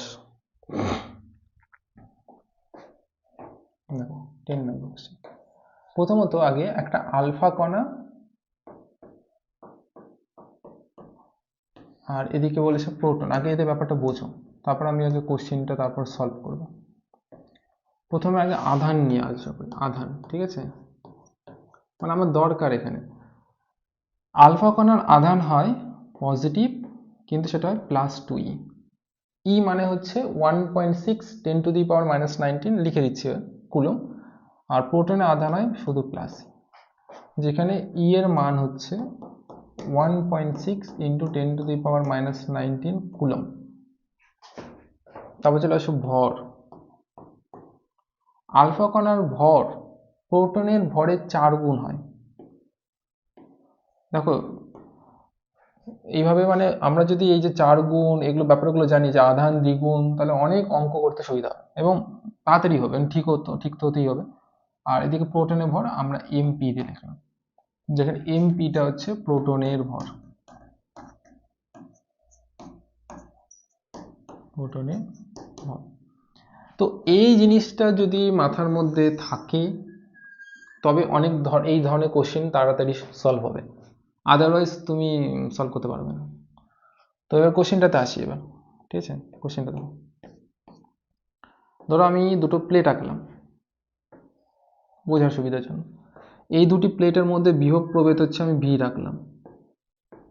এবার এখানে একটা কোন দিকে প্লাস কোন দিকে মাইনাস ওগুলো আমি যাচ্ছি না, দুটো প্লেট জাস্ট এদের মধ্যে বিভব প্রভেদ ভি, কোনো ব্যাটারির সাথে যুক্ত করে বিভব প্রভেদ মেনটেন করা হচ্ছে, ওগুলো আমি যাচ্ছি না। তো এখানে আছে এটা এটা প্রোটন, এটা আলফা কণা। এবার এই বিভব প্রভেদের জন্য মানে এই প্রোটন আর আলফা কণার উপর একটা বল প্রযুক্ত হবে এবং সেই বলের জন্য এরা সামনের দিকে এগোতে থাকবে। তাহলে সামনের দিকে যদি এগোতে থাকে তাহলে এদের উপর কার্য হচ্ছে, তাহলে সে কার্য বের করার ফর্মুলা কি W = QV। ফার্স্ট না সরি থার্ড সেমিস্টারে, চলো থার্ড সেমিস্টারে তড়িৎ বিভব চ্যাপ্টারে এটা পড়েছো, যে বিভব প্রভেদের জন্য আহিত কণার উপর যে কার্যটা হয় সে কার্যটা বের করার জন্য W = QV ফর্মুলা আমরা কাজ করি, ঠিক আছে, ভালো কথা। মাথার মধ্যে রাখো কি চেয়েছিল, ডি ব্রগলি তরঙ্গ দৈর্ঘ্য কার বেশি, এটা চেয়েছিল। তাহলে আমার মাথার মধ্যে এটাও থাকে যে ডি ব্রগলি তরঙ্গ দৈর্ঘ্য বের করার ফর্মুলাটা কি ছিল, এটা ছিল h λ h/p। আবার দেখো আমি কিভাবে স্টেপ বাই স্টেপ জিনিসগুলো আগাচ্ছি, মানে লিঙ্ক করছি জিনিসগুলো, অঙ্কটা ফট করে সমাধান করতে কোনো ব্যাপার না, লিঙ্কটা করে বোঝো। দেখো আমার হাতে কি আছে, আমার হাতে আছে W = QV, মানে কার্য আর শক্তি, কার্যকে শক্তিতে রূপান্তর করা যায়, তাহলে আমি কার্য আর শক্তি দুটাই সমান মান হবে এটা আমি ভেবে নিতেই পারি, ঠিক আছে। তাহলে এবার তাহলে এটা শক্তি ধরলাম, তাহলে শক্তিটাকে এর মধ্যে আনতে হবে, তবে তো আমি এই তরঙ্গ দৈর্ঘ্য পাবো। তো আবার এর মধ্যে আনবো, সেখানে যুক্ত কি আছে, ভরবেগ। আর এই ভরবেগের সাথে একটা ব্যাপার আছে, দেখো গতি শক্তি যেটা হয় সেটাকে আমরা লিখি 12 mv²। আর এখানে যদি আমরা উপর নিচে m দিয়ে গুণ করি, এক্সট্রা একটা করে m নিয়ে উপর নিচে গুণ করলাম, তাহলে আমরা একটা বর্ডার বানাই। বর্ডার 2 কারা কারা দেখলে কমেন্টে জানিও, কারা কারা বর্ডার 2 দেখলে।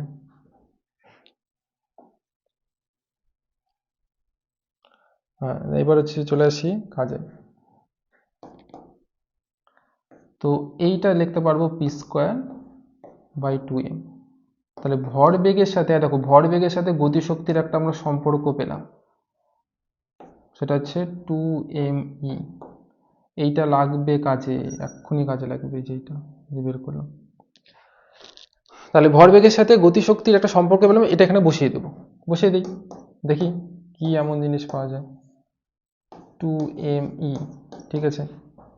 এবার দেখো এই যে ইটা যে পেলাম, এই যে শক্তিটা, এই শক্তির জায়গায় আমি এখন লিখবো যে এই টার্মটা কিউবি। কেন লিখবো? এমন কি লেখা বাধ্যবাধকতা? তার কারণ হচ্ছে, দেখো 11-এ তোমরা পড়েছিলে কার্য শক্তি উপপাদ্য, অর্থাৎ কার্যের দ্বারা যদি মানে কার্য সমান সমান গতিশক্তির পার্থক্য হয়। অর্থাৎ এই যে বিভব প্রভেদটার দ্বারা এই প্রোটন আর আলফা কণার উপর কার্য হয়েছে, সেই কার্যের জন্য এদের মধ্যে গতিশক্তি তৈরি হয়েছে। গতিশক্তি মানে এটা একটা বেগ নিয়ে যাচ্ছে, তাহলে এদের মধ্যে যে গতিশক্তি তৈরি হচ্ছে সেটা এই কার্যের সাথে সমান হবে। ওই জন্য আমি কি করব, এই ইটার জায়গায়, এই ইটার জায়গায় আমি এখন বসিয়ে দেব কিউভি, মানে ই এর জায়গায় বসিয়ে দিলাম কিউভি। এই যে এখান থেকে ই এর জায়গায় এটা বসিয়ে দিলাম, কারণ এই কার্যের দ্বারাই গতিশক্তিটা লাভ করেছে। তাহলে এবার হচ্ছে আসল আমরা যেটা আমার দরকার ছিল সেটা আমি পেয়ে গেছি। এবার আমি এক চান্সে উত্তর করতে পারবো এখন চুটকিতে। দেখো, কই হলো না তো, দাঁড়াও, ওয়েট করো, একটু সময় লাগবে, কারণ এখানে আরেকটা জিনিস বুঝতে হবে তোমাদের আগে। এই যে লক্ষ্য করো, এখানে এইচটা কি, প্ল্যাঙ্ক ধ্রুবক, এই টুটা কি, একটা ধ্রুবক সংখ্যা। আর কোশ্চেনটাতে তোমাদের, কোশ্চেনটা আরেকবার এক ঝলক কোশ্চেনটা দেখো, কোশ্চেনটা একটা ইম্পর্টেন্ট লাইন আছে। এই দেখো কোশ্চেনটাতে, এই যে দেখো, এই যে দেখো একই বিভব প্রভেদ, এই যেটা ভালো করে দেখো, একই বিভব প্রভেদ। তাহলে একই বিভব প্রভেদ যদি হয়, তাহলে এইখানে এই জায়গার যে ভিটা আছে এটা তো বিভব প্রভেদ। তাহলে আমি যেগুলো যে রেড সার্কেল করেছি এগুলো সব ধ্রুবক, আর এগুলো যদি ধ্রুবক হয়ে যায় তাহলে ল্যামডার মানটা শুধু নির্ভর করছে √m কিউ, যেখানে এমটা কি ভর আর কিউটা কি আধান। তাহলে তরঙ্গ দৈর্ঘ্য মানে ডি বগলি তরঙ্গ দৈর্ঘ্য সমান সমান না সমানুপাতিক 1/√m কিউ। এইটা কাজে লাগিয়ে আমরা ফাইনাল উত্তরটা বের করব। তো এই হচ্ছে, দেখো এত কিছু, এই এই এই জিনিসটা আনার জন্য এত কিছু কার্য আগে করতে হবে, মাথার মধ্যে এটাকে ছাপাতে হবে, প্র্যাকটিস করতে হবে বারবার। তবে কারণ এটা এই রিলেটেড না অন্য আরো কোশ্চেন হয়, মানে এইটাই পরীক্ষা আসবে কোনো কথা নেই, কিন্তু কিন্তু এই রিলেটেড আরো কোশ্চেন হতে পারে। তো এটা মাথার মধ্যে ঢোকায় নাও ভালো করে। এবার দেখো অ্যান্সারটা কি করবো, বোর্ডে বেজে যেতে হবে। মাথায় রাখো কি পেলাম এটা। অতএব আমি একবারে কম্পেয়ার করে লিখছি, হ্যাঁ, প্রোটন, কারণ আমরা কি পেলাম, আমরা পেলাম আমরা এটা পেলাম না যে ল্যামডা প্রপোর্শনাল 1/√m কিউ।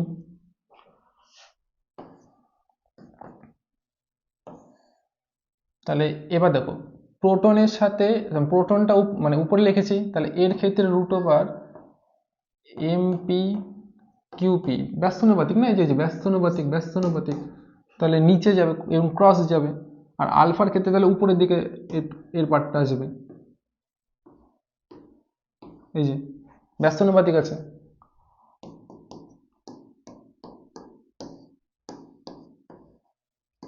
ঠিক আছে, এইবার এইখানে একটা রুটের মধ্যে করে দিলাম। আর এই যে উপরে যে এম আলফা দেখতে পাচ্ছ, এই যে এম আলফা, এই এম আলফা জায়গায় লিখবো এখন 4mp, যেটা এই কোশ্চেনটা শুরুতেই আমি লিখে দিয়েছি। আর কিউ আলফা এই জায়গায় লিখবো 2e, আর এই কিউপি প্রোটনের আধান সেটা হচ্ছে ই। তাহলে এটা ক্যান্সেল হবে, এটা ক্যান্সেল হবে, তাহলে রুট কত আসবে 8। তাহলে এখন এরপর তো তোমাদের বলে দেওয়া উচিত কোনটা বেশি কোনটা কম হবে। তাহলে lambda p equals to √8 lambda alpha. তাহলে কার ডিবগলি তরঙ্গ দৈর্ঘ্য বেশি হচ্ছে? অবশ্যই প্রোটনের, ঠিক আছে, প্রোটনের ডিবগলি তরঙ্গ দৈর্ঘ্য বেশি হচ্ছে, কারণ প্রোটনের ডিবগলি তরঙ্গ দৈর্ঘ্য পেতে গেলে আলফার মানে √8 গুণ হতে হবে, সে রুট ভাঙার কোনো দরকার নেই। তো এই গেল একটা কোশ্চেন, খুব ভালো কোশ্চেন ছিল, অনেকটাই ক্যালকুলেশন মানে বোঝার ছিল এখানে। আচ্ছা, এটার সাথে না আরো একটা কোশ্চেন ছিল, এই যে যেটা বলেছিল যে গতিশক্তি কার কম হবে, এই পার্টটা। ঠিক আছে, ওটা আলোচনা করি। অনেকক্ষণ পর একটা ক্যালকুলেশন জাতীয় কোশ্চেন কিছু আসলো, তাই না? দেখো দেখো গতিশক্তির ব্যাপারটাতে আসি। গতিশক্তি কার কম হবে, এটা মানে 2 নম্বর বলে কিছু ছিল একটা। তো ই ইকুয়ালস টু আমরা কি দেখলাম, p²/2m।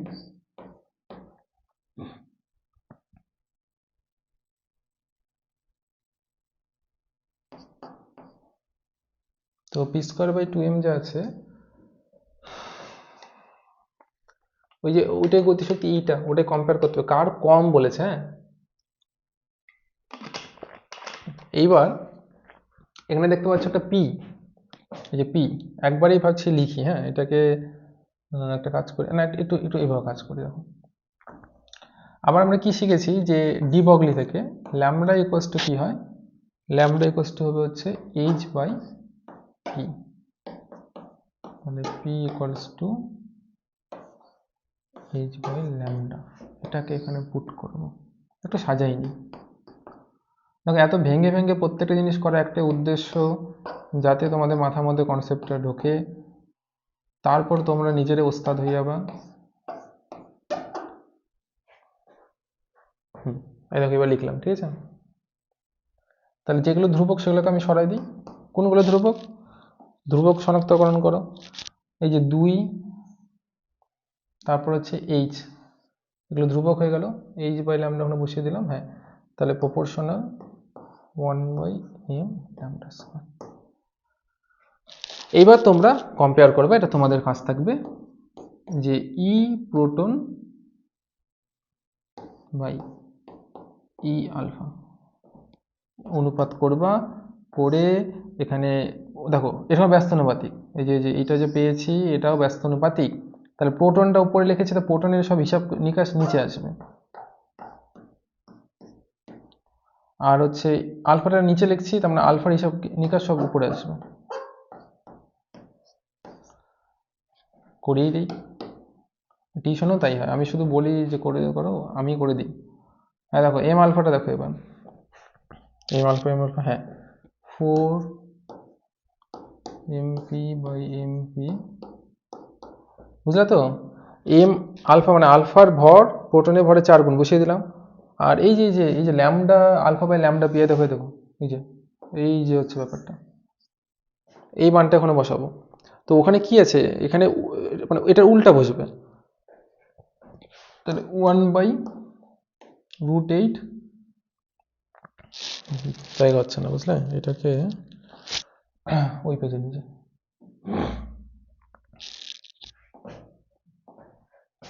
আচ্ছা লাস্ট লাইন এটা ছিল, তাহলে উপরে হবে 4mp, নিচে mp, আর এটা হবে 1/√8, তার হবে স্কোয়ার। এবার কাটাকাটি করো, এটা কাটবে, এখানে 4, নিচে 8 আসবে হাফ।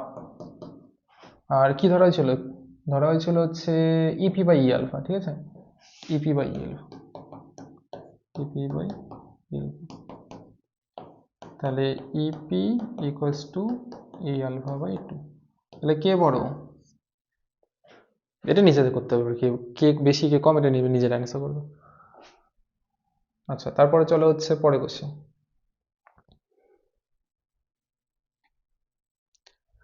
আচ্ছা 10 হলো, এবার হ্যাঁ এটা 11, এটাকে স্টার দিয়ে রাখো 11, এটা পরীক্ষায় আসছে। কি বলেছে দেখো, আলোক তড়িৎ নিঃসরণের ক্ষেত্রে নিবৃত্তি বিভব, ঠিক আছে, আপতিত আলোর প্রাবল্যের উপর এবং কম্পাঙ্কের উপর কিভাবে নির্ভরশীল। ভালো করে নিবৃত্তি বিভব, হ্যাঁ ওই যে একটু আগে আলোচনা করলাম, আমরা দেখাচ্ছি কার কার উপর বলেছে, প্রাবল্য আর কম্পাঙ্কের উপর কিভাবে নির্ভরশীল। চলো দেখা যাক এটার অ্যান্সার কি হবে। 11 নম্বর কোশ্চেন ছিল।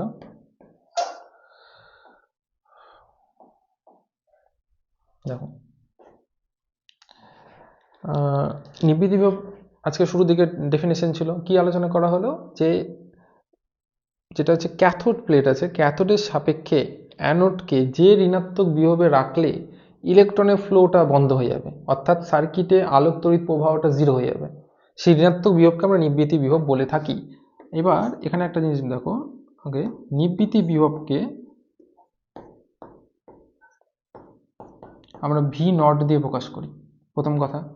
আর আইনস্টাইনের সমীকরণে একটু ব্যাপার লাগবে এখানে। তো আইনস্টাইনের সমীকরণ আজকে লিখলাম, কি লিখলাম আইনস্টাইনের সমীকরণ, h nu equals to W naught plus half M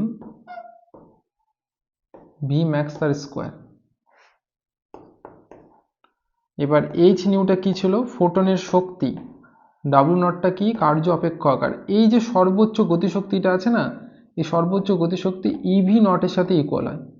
মানে কোথা থেকে কি চলে আসলো, দেখো কোথা থেকে কি আসলো। ধরো এটা হচ্ছে তোমার গিয়ে ওই ক্যাথোড, এটা হচ্ছে অ্যানোড।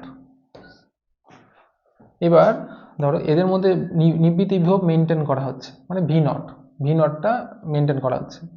এবার এই যে ইলেকট্রনটা এখান থেকে বের হবে, সেই ইলেকট্রনটার সর্বোচ্চ গতিশক্তি সেটা হচ্ছে হাফ এম ভি ম্যাক্স তার স্কোয়ার।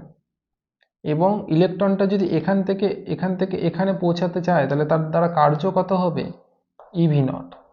এবং যে কার্য হয় সেটাই কি হয়, মানে গতিশক্তি থেকেই আসছে। মানে ইলেকট্রনটা যে বের হলো তার গতিশক্তি কত, half m v max square. এবার ইলেকট্রনটা যে এখান থেকে ওখানে পৌঁছাবে, এখানে তো অলরেডি একটা নেগেটিভ বিভব বসে আছে, যে আই, এ কি বলতেছে, আই তোকে আবার উড়াই দিব এদিকে সোজা, এদিকে মানে বিকর্ষণের ফলে একে উড়াই দিবে এদিকে। তো ইলেকট্রনটা যে ওদিকে যেতে পারবে না, কিন্তু ইলেকট্রনের কাছে কি অস্ত্র আছে, কি অস্ত্র, গতিশক্তি। তো সেই গতিশক্তি নিয়ে ইলেকট্রন কার্য করে ওই বিভবের বিকর্ষণের বিরুদ্ধে গিয়ে পৌঁছালো, ওখানে ধরো ওইখানে গিয়ে পৌঁছাবে, জাস্ট ওইটুকুই, হ্যাঁ, ওদিকে যাওয়ার কোনো ব্যাপার নেই, পৌঁছাবে জাস্ট এইটুকু। তাহলে তখন বলতে পারি যে এই যে গতিশক্তি, সেই গতিশক্তির দ্বারা এই কার্যটা হলো। তাহলে আমি এই ডাব্লুর জায়গায় আমি গতিশক্তিটা বসিয়ে দিতে পারবো। হ্যাঁ, এই তো ঠিক। তাহলে ইলেকট্রনটা যে গতিশক্তিটা পেয়েছে, সেই গতিশক্তি মানে যে গতিশক্তি নিয়ে মেটাল থেকে বের হলো, সেই গতিশক্তি দিয়ে ইলেকট্রন কার্য করলো, এবং সেই কার্য করে ইলেকট্রন ওইখানে পৌঁছাবে। কিন্তু এবার মানে ওখানে পৌঁছানো মানে কি, কতটা কার্য হবে, ইভি নট। ওই জন্য কার্যের জায়গায় এখানে গতিশক্তি বসিয়ে দিলাম, আর এখানে ইভি নট আছে, তাহলে এখানে আমরা ইভি নট লিখতে পারি। এবার এই যে ব্যাপারটা এখানে লিখলাম, মানে এতে এই যে সমীকরণটা পেলাম, এই সমীকরণটা এই কোশ্চেনের জন্য খুবই ইম্পর্টেন্ট। এই যে কোশ্চেনটা কি ছিল, আরেকবার দেখে নাও কোশ্চেনটা কি ছিল। দেখো কোশ্চেনটাতে কি আছে, কোশ্চেনটাতে আছে আপতিত আলোর প্রাবল্যের উপর এবং কম্পাঙ্কের উপর কিভাবে নির্ভরশীল। তাহলে একটা প্রাবল্য পার্ট আর একটা হচ্ছে কম্পাঙ্ক। তো আমি সেকেন্ড পার্টটাকে আলোচনা করে প্রাবল্য পার্টটা বলবো।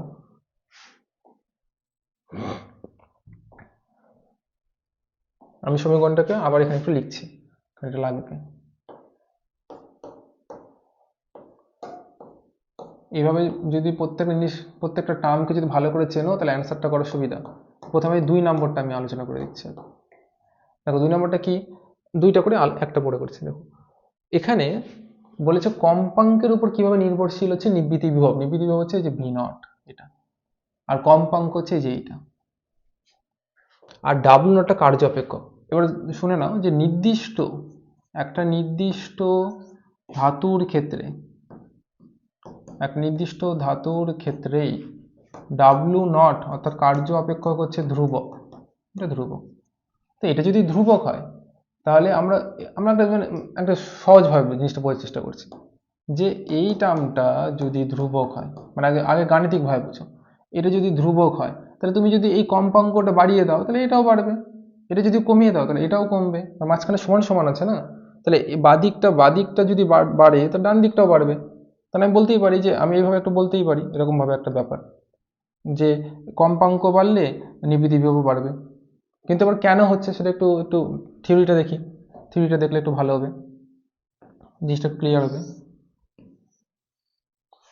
দেখো ধরো একটা ফোটন কণা, এটা একটা ফোটন কণা আসছে, ফোটনের শক্তি কত হয়, এইচ নিউ। সে আসলো, এসে এখানে ইলেকট্রনের সঙ্গে ধাক্কা লাগলো, যেই ধাক্কা লাগবে সে তার শক্তি কাকে দিয়ে দিবে, ইলেকট্রনকে দিয়ে দিবে। ফলে ইলেকট্রন এখান থেকে বেরিয়ে যাবে, এবং ইলেকট্রন বেরিয়ে গেল, কিন্তু ইলেকট্রন বের হওয়ার সময় ডাব্লু নট পরিমাণ ও শক্তি লস করে ফেললো, লস মানে ইউজ করে ফেললো। এবং বাকি ওর মধ্যে থাকলো হচ্ছে গতিশক্তিটা, যে গতিশক্তিটাকে আমি কি লিখেছি, ইভি নট লিখেছি। তাহলে দেখো ফোটন শক্তি দিল, ইলেকট্রন শক্তি পেলো, সেই শক্তির কিছুটা ও ডাব্লু নট পরিমাণ কার্য করলো, মানে ইউজ করলো মেটাল থেকে বের হওয়ার জন্য, বাকি শক্তি হচ্ছে ওর মধ্যে গতিশক্তি।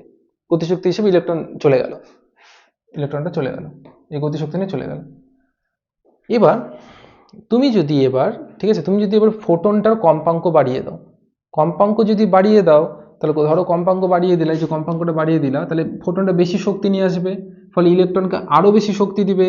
ইলেকট্রন যদি আরো বেশি শক্তি দেয়, এটা তো সমান, এটা এটা মানে প্রতি ক্ষেত্রেই, মানে ইলেকট্রন যখন বের হচ্ছে তখন তো এই ডাব্লিউ নটের পরিমাণটা ফিক্সড, কিন্তু ইলেকট্রনটা যে শক্তিটা এখন পেলো ওরা বেশি পেলো। ধরো আগের আগে আগে আগে ধরো 100 শক্তি দিয়েছে, একটা ফোটন 100 শক্তি নিয়ে এসে ইলেকট্রনকে দিল, ও ইউজ করলো এখানে 70, বাকি ওর গতিশক্তি হচ্ছে 30।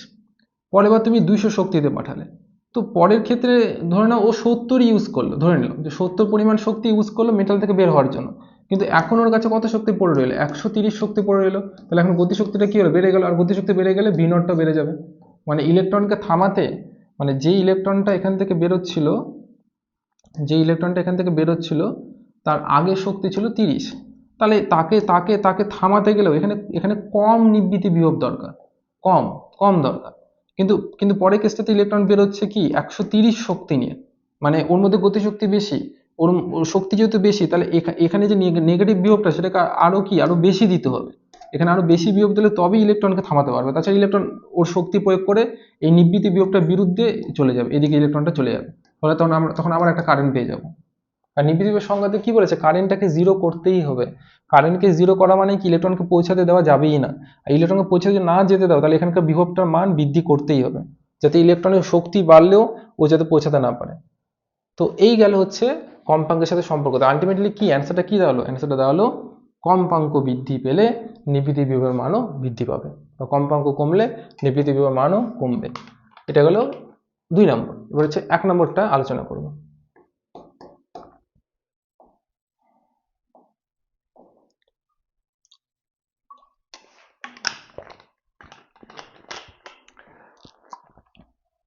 ভিডিও ফাস্ট হচ্ছে না স্লো হচ্ছে আমি জানি না, আমি ভিডিওটা করছি মন দিয়ে। যদি স্লো স্লো মনে হয় তাহলে একটু স্পিড বাড়িয়ে নিবে, আর যদি ফাস্ট মনে হয় তাহলে একটু স্লো করবে, বা রিপিট মানে ব্যাক করে আবার শুনবে, ঠিক আছে? আচ্ছা, এবার দেখো, এটা আমার 2 নম্বর ভিডিও তাহলে শ্যুট হচ্ছে আজকে। ভিডিও শ্যুট করতে করতে অভিজ্ঞতা হয়ে যাবে, তখন আস্তে আস্তে হয়তো ঠিক হয়ে যাবে, ঠিক আছে? এবার হচ্ছে 2 নম্বর কোশ্চেনটা, সরি 2 আলোচনা হলো, এবার 1 নম্বরটা বলেছিল প্রাবল্যের উপর কিভাবে নির্ভর করে। আচ্ছা, আগে প্রাবল্য জিনিসটা বোঝো, তারপর নাই অ্যান্সার করবে। দেখো, প্রাবল্য যদি আমি আমি আমি তোমাদের সহজভাবে আগে বলছি। হ্যাঁ, প্রাবল্য মানে আমরা বুঝি যে, আমি গাণিতিক রূপটা লিখছি, হ্যাঁ, শক্তি বাই ক্ষেত্রফল, কারণ গাণিতিক রূপ থাকলে না অনেক ডেফিনেশন লেখা সহজ হয়, সময় এরকম লিখলাম। প্রাবল্য মানে কি বোঝায়? একক সময়ে কোনো মাধ্যম, ধরো এই যে আমার সামনে এখানে বায়ু মাধ্যম, এদিকে একটা লাইট সোর্স আছে এদিকে, তো ওই লাইট সোর্স থেকে আলো আমার দিকে আসছে, মানে আলোক শক্তি আসছে। তাহলে এই মাধ্যমটার একটা জায়গা আমি এখানে চুজ করলাম, এই যে এইটুকু জায়গাটা ক্ষেত্রফল হচ্ছে 1, হ্যাঁ, একক ক্ষেত্রফল। তাহলে একক ক্ষেত্রফলের মধ্যে দিয়ে একক সময়ে কত পরিমাণ শক্তি লম্বভাবে ওই ওই জায়গাটাতে পার হচ্ছে, মানে এটা একটা ক্ষেত্রফল কল্পনা করো। এই ক্ষেত্রফলের মান একক, ধরো একক, একক ক্ষেত্রফল মানে একক ক্ষেত্রফল মানে ধরো জায়গা, কিছুটা জায়গা দিয়ে একক সময়ে মানে 1 সেকেন্ডে, ধরো 1 সেকেন্ডে লম্বভাবে কত শক্তি পাস হচ্ছে, সেই শক্তিটা হচ্ছে গিয়ে তখন গিয়ে প্রাবল্য হবে। তাহলে সোজা সাপটা কথা যদি আমরা বুঝতে চাই, তাহলে প্রাবল্য শক্তিকেই প্রকাশ করছে ধরে নিলাম। তাহলে যত প্রাবল্য বেশি মানে বুঝতে হবে তত বেশি শক্তি আসছে, প্রাবল্য কম মানে কম শক্তি আসছে, ঠিক আছে? প্রাবল্য বেশি মানে বেশি শক্তি, আর প্রাবল্য কম মানে কম শক্তি আসছে। এইবার কোশ্চেনটা ছিল যে প্রাবল্যের সাথে কিভাবে নির্ভর করে, মানে প্রাবল্য চেঞ্জ করলে নির্বৃতি বিভব বাড়বে কমবে কিছু একটা ব্যাপার এরকম চেয়েছে, তাই না? তো দেখি চলো। প্রথমত আর একটা জিনিস ক্লিয়ার করো, এই যে, আচ্ছা আমি বলি, দেখো তোমরা হচ্ছে বিভিন্ন মানে প্রাবল্য বেশি মানে কি বুঝবো ওটাকে ধরো, ধরো আমি একটা টিউব লাইট নিলাম, এটা একটা টিউব লাইট, মানে আমার ঘরে এখানে একটা টিউব লাইট আছে 40 ওয়াটের, আর এদিকে একটা টিউব লাইট আছে 20 ওয়াটের। ওই 40 ওয়াটের টিউব লাইট মানে এখান থেকে বেশি আলো পাচ্ছি, তাহলে বেশি আলো পাওয়া মানে কি এখান থেকে বেশি শক্তি পাচ্ছি, বেশি আলো। মানে বেশি শক্তি পাচ্ছি, এখান থেকে তুলনামূলক কম আলো পাচ্ছি, তার মানে কম শক্তি পাচ্ছি, কম শক্তি আসছে। এবার তাহলে আমরা বলতে পারি বেশি শক্তি এখান থেকে আসছে, তার মানে কি এখানকার প্রাবল্য বেশি, এখান থেকে কম শক্তি আসছে মানে কি প্রাবল্য কম। এবার এবার প্রাবল্য বেশি মানে বেশি শক্তি আসে, এর মানে বুঝবো যে এখান থেকে যে ফোটন বেরোচ্ছে, আলো বেশি মানে বেশি ফোটন বেরোচ্ছে, এখান থেকে বুঝবো আমরা বেশি ফোটন কণা নির্গত হচ্ছে। কিন্তু এখান থেকে কম সংখ্যক ফোটন হচ্ছে, দাঁড়াও আসল গল্প এখনো আছে, কম সংখ্যক ফোটন নির্গত হচ্ছে। একটা উদাহরণ হিসেবে ধরলাম, ধরো এখান থেকে 200টি করে ফোটন বেরোচ্ছে প্রতি, ধরো 200টি করে ফোটন, আর এখানে 100টি করে ফোটন বেরোচ্ছে। কিন্তু এরকম হতেই পারে যে এখানকার ফোটনগুলোর শক্তি এইচ নিউ, এখানকার ফোটনগুলোর শক্তিও এইচ নিউ, এটা হতেই পারে। জিনিসটা ভালো করে বোঝো, এক একটি ফোটনের শক্তি সেটা কিন্তু আমি সেম হতেও পারে, না হতে পারে অন্য ব্যাপার, কিন্তু আমি ধরলাম সেম, কিন্তু তাদের সংখ্যা কম বেশি। তাহলে প্রাবল্য বেশি মানে বোঝায়, প্রাবল্য বেশি মানে বোঝায় ফোটনের সংখ্যা বেশি, এক একটা ফোটনের শক্তি বেশি না। মানে ধরো একটা দেশ আছে, সেই দেশে আর্মি আছে ধরো 10 লক্ষ, কিন্তু এক একটা আর্মির যে স্ট্রেংথ ওটা খুবই কম, এটা হতেই পারে। আবার আবার কোনো দেশে আছে আর্মির সংখ্যা কম, মানে মাত্র ধরো 1 লক্ষ, কিন্তু এক একটা আর্মির আবার স্ট্রেংথ বেশি। অর্থাৎ প্রাবল্য বেশি মানে বেশি সংখ্যক আর্মি, ঠিক আছে, প্রাবল্য কম মানে কম সংখ্যক আর্মি। তার মানে এইটা না যে বেশি সংখ্যক আর্মি মানে প্রত্যেকটা আর্মির শক্তি বেশি হবে, এরকম কিন্তু না, কমও হতে পারে, ওরকম ব্যাপার। যে প্রাবল্য বেশি মানে বেশি সংখ্যক ফোটন কণা, তার মানে এটা না যে প্রত্যেকটা ফোটনের শক্তি বেশি হবে, ওটা ভুল কনসেপ্ট। প্রত্যেকটা ফোটনের শক্তি কমও হতে পারে, বেশি হতে ওটা পরের গল্প, ঠিক আছে। কারণ ওটা নির্ভর করে কম্পাঙ্কের উপর, ফোটনের শক্তি বেশি না কম ওটা নির্ভর করে কম্পাঙ্কের উপর, প্রাবল্যের উপর না।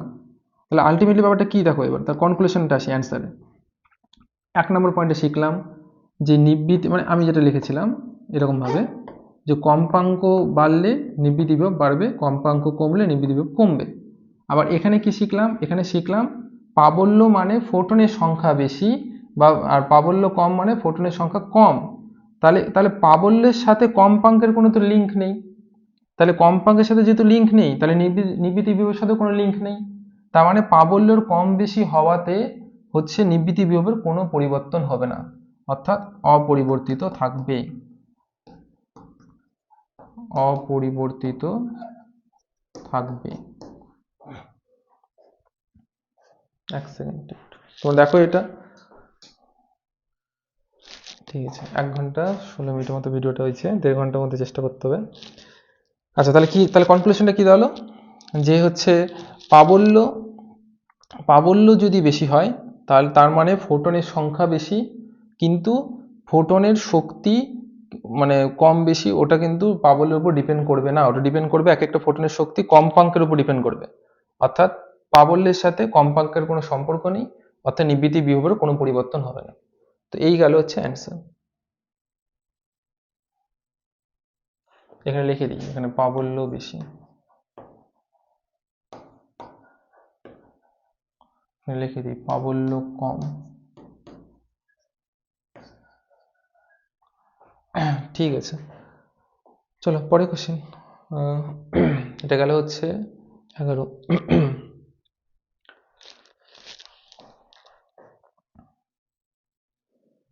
এরপর হচ্ছে আর কয়েকটা কোশ্চেন আছে, তাড়াতাড়ি হয়ে যাবে, আর ক্যালকুলেশন কিছু নেই। আচ্ছা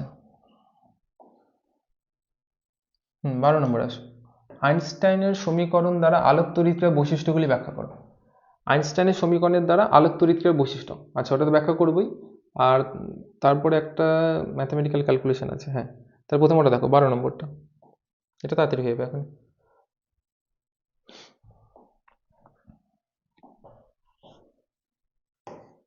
12 নম্বর কোশ্চেন দেখো, আইনস্টাইনের সমীকরণ দ্বারা, দেখো আইনস্টাইনের সমীকরণটা কি, H nu equals to W nought plus E B nought লিখতেই পারি, একটু আগে শিখলাম। তো আলোক তড়িৎক্রিয়া ব্যাখ্যা মানে যে আলোক তড়িৎক্রিয়া যে ঘটনাটা ঘটছে ওখানে কি কি বৈশিষ্ট্য লক্ষ্য করা গেছে এখান থেকে আমরা দেখব। তো প্রথমত যেটা জানা গেছে, কি জানা গেছে, এই যে নিবৃত্তি বিভব যেটা আছে, নিবৃত্তি বিভব এটা কম্পাঙ্কের উপর নির্ভর করে। কার উপর নির্ভর করে? কম্পাঙ্কের উপর, প্রাবল্যের উপর নির্ভর করে না। এটা প্রথম কথা জানা গেল, যে কম্পাঙ্কের উপর নির্ভর করে, প্রাবল্যের উপর না। আর কি জানা গেল, এই যে ফোটন কণাটা যে আসছে, এই যে ফোটন কণাটা আসছে, তার সাথে যে ইলেকট্রন, এই যে মেটালের মধ্যে যে ইলেকট্রনটা আছে, এই যে সংঘর্ষটা হলো, এটা স্থিতিস্থাপক সংঘর্ষ। এবং স্থিতিস্থাপক সংঘর্ষ হওয়াতে কি হয়, যে ফোটন তার যে শক্তি এইচ নিউ, সেটা একদম ইনস্ট্যান্ট ইলেকট্রনকে দিয়ে দেয়। সংঘর্ষ হলো আর এনার্জি ইলেকট্রনকে দিয়ে দিল, ফলে ইলেকট্রন বেরিয়ে গেল।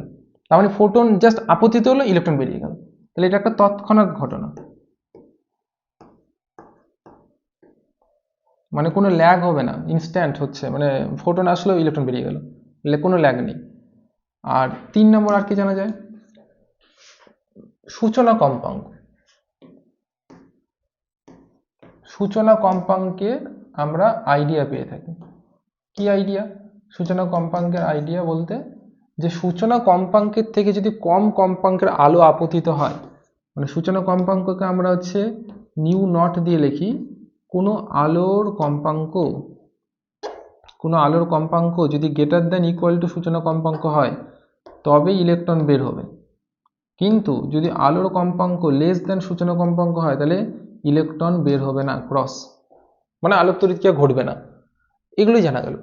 তো এগুলো হচ্ছে বৈশিষ্ট্য, এগুলোই লিখতে হবে যে সমীকরণ থেকে কি জানা যায়, এইসব ব্যাপারগুলো জানা যায়। ঠিক আছে, তাহলে নেক্সট কোশ্চেন যাওয়া যাক। আচ্ছা, নেক্সট হচ্ছে গিয়ে 13 নম্বর। এটা, হ্যাঁ ঠিক আছে, এখানে ড্রয়িং আছে, দেখো, একই প্রাবল্যের আপতিত বিকিরণের দুটি ভিন্ন কম্পাঙ্ক, একটা নিউ 2 একটা নিউ 1। ও তাই তো বলে দাগ হচ্ছে কেন, মশা দাগ করে দিচ্ছে। ঠিক আছে, এবং এটা গ্রেটার দ্যান আছে, এর জন্য আলোক তড়িৎ প্রবাহ মাত্রার সঙ্গে, দেখো, আলোক তড়িৎ প্রবাহ মাত্রার সঙ্গে বিভবের পরিবর্তনের লেখচিত্র অঙ্কন করো। আর কোন ক্ষেত্রে নিবৃত্তি বিভবের মানটা বেশি, আইনস্টাইনের আলোক তড়িৎ সমীকরণ ব্যবহার করে তোমার উত্তরে যথাযথ প্রতিপাদন করো। ওই মানে প্রতিপন্ন ছিল। দেখো, কোশ্চিনটা, ড্রয়িংটা দেখবো এবং সেখান থেকে পরের অ্যান্সারটা করব।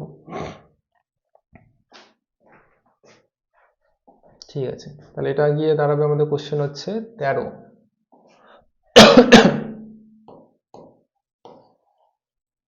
জল খেয়ে নিই।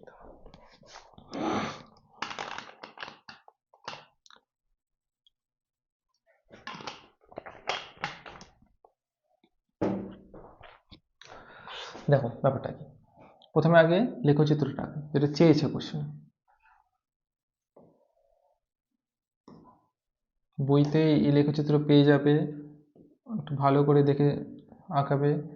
এদিকে বিভব, এদিকে আলোক তড়িৎ প্রবাহ, আর এইভাবে লেখচিত্র দেখবো, বইতে আছে।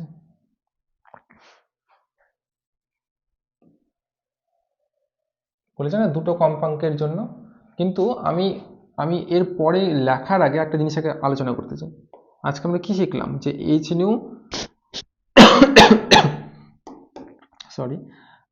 New equals to W nought plus E V nought. আর তখন কি শিখালাম, যে কম্পাঙ্কের সাথে নিবৃত্তি বিভবের সম্পর্ক কেমন দাঁড়াচ্ছে, সমানুপাতিকের মতো না, যে যদি হচ্ছে মানে সূচনা কম্পাঙ্ক যদি বেশি হয়, তো নিবৃত্তি বিভবটা বেশি হবে।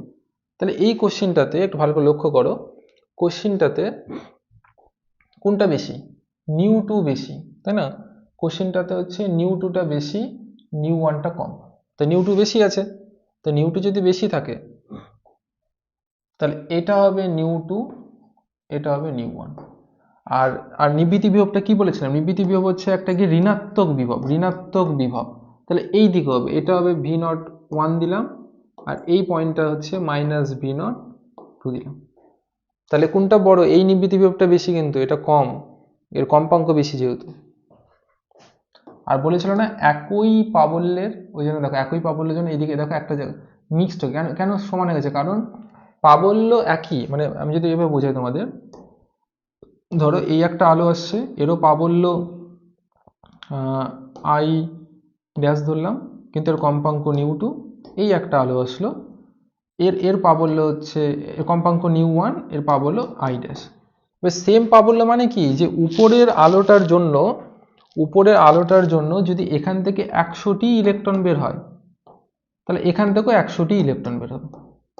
ইলেকট্রন একই বের হবে, কারণ প্রাবল্য সেম। কেন কি শেখালাম, যে প্রাবল্য কি বোঝাচ্ছে, প্রাবল্য বেশি মানে বেশি সংখ্যক ফোটন, যত বেশি ফোটন আসছে, এবার ধর একটা ফোটনের সাথে একটা ইলেকট্রন সংঘর্ষ হলো, একটা ইলেকট্রন বের হলো, তাহলে 10টা ফোটন এসে যদি 10টি ইলেকট্রনের সংঘর্ষ হয়, তাহলে 10টি ইলেকট্রন বের হবে। তাহলে তাহলে প্রাবল্য যেহেতু সমান, ওই জন্য সমান সংখ্যক ইলেকট্রন বের হচ্ছে দুই ক্ষেত্রে। তাই জন্য এবার দেখো, আমরা একটা কি জানি, যে কারেন্ট গোষ্ঠ কি জানি আমরা, আধান বাই সময়। আবার আধানের জায়গায় কি লেখা যায়, n into E by T. এবার এনটা কি, ইলেকট্রনের সংখ্যা।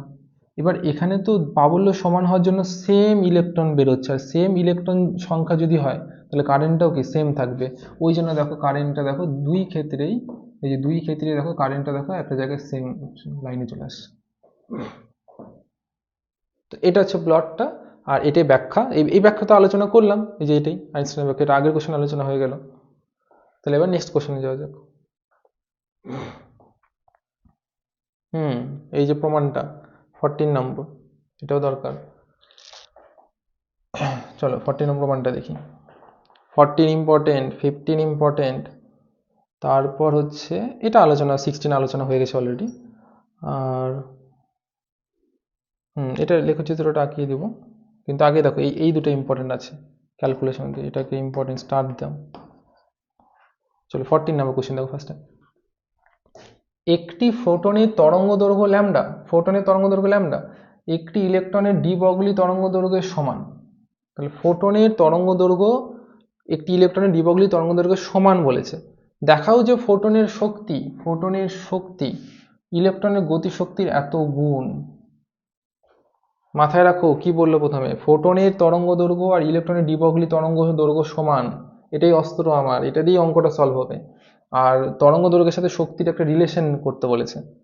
তাহলে আমি মাথার মধ্যে কি সেট করলাম, মাথার মধ্যে সেট করলাম তরঙ্গ দৈর্ঘ্য সমান, এবং সেট করলাম তরঙ্গ দৈর্ঘ্যের সাথে শক্তির একটা রিলেশন। দেখো এবার সলভ করব।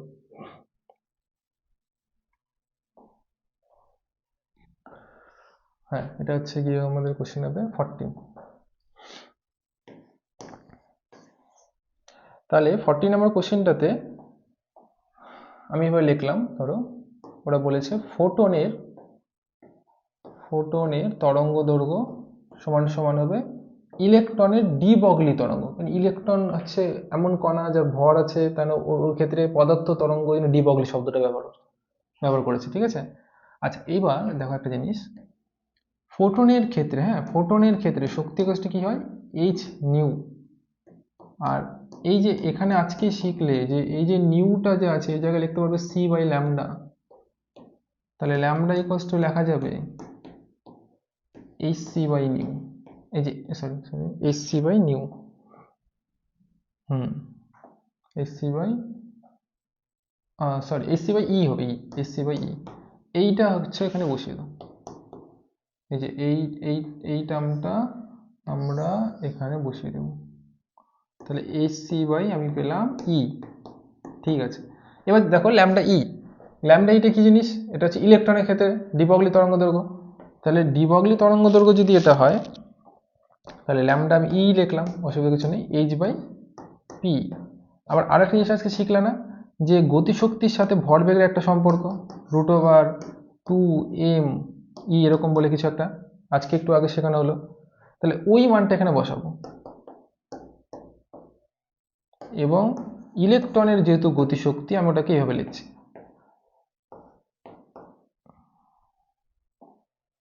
ওটাকে আমি লিখলাম ধরো ই ড্যাশ নাম দিলাম, বা তুমি অন্য কিছু দিতে পারে। তো ওটাকে বসিয়ে দাও।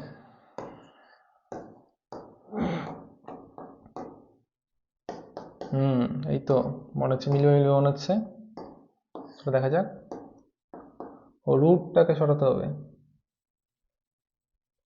স্কোয়ার করে দাও।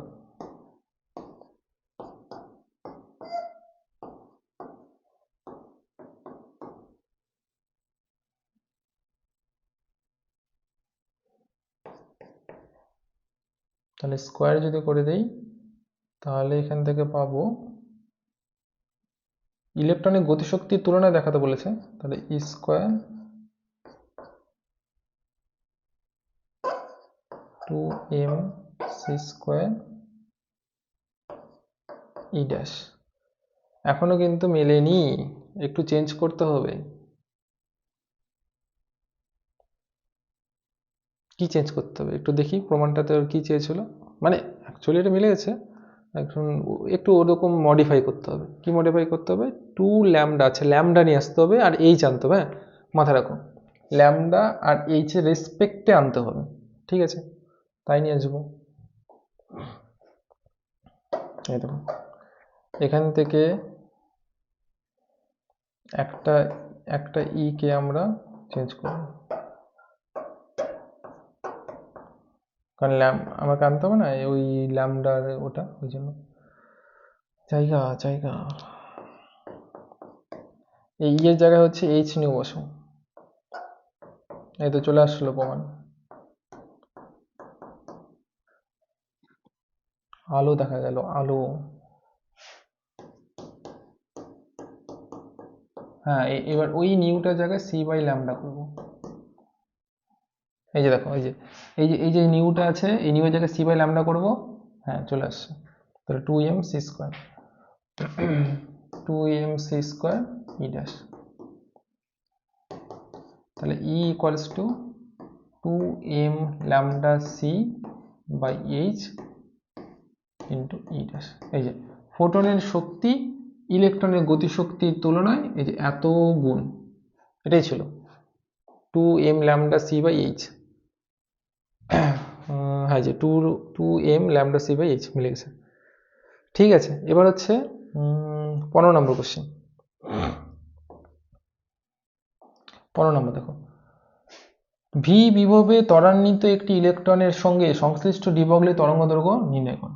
এবার একটু সহজ মনে হবে, কারণ এরকম জাতীয় কোশ্চেন এর আগেও একটু দেখলে, এবার একটু সহজ মনে হবে। তাহলে ভি বিভব একটা ইলেকট্রনের ডিবগলি তরঙ্গদৈর্ঘ্য, তো বিভব হচ্ছে ভি, এটা মাথায় রাখতে হবে। ইলেকট্রনের কথা বলেছে আর বের করতে বলেছে ডিবগলি তরঙ্গদৈর্ঘ্য।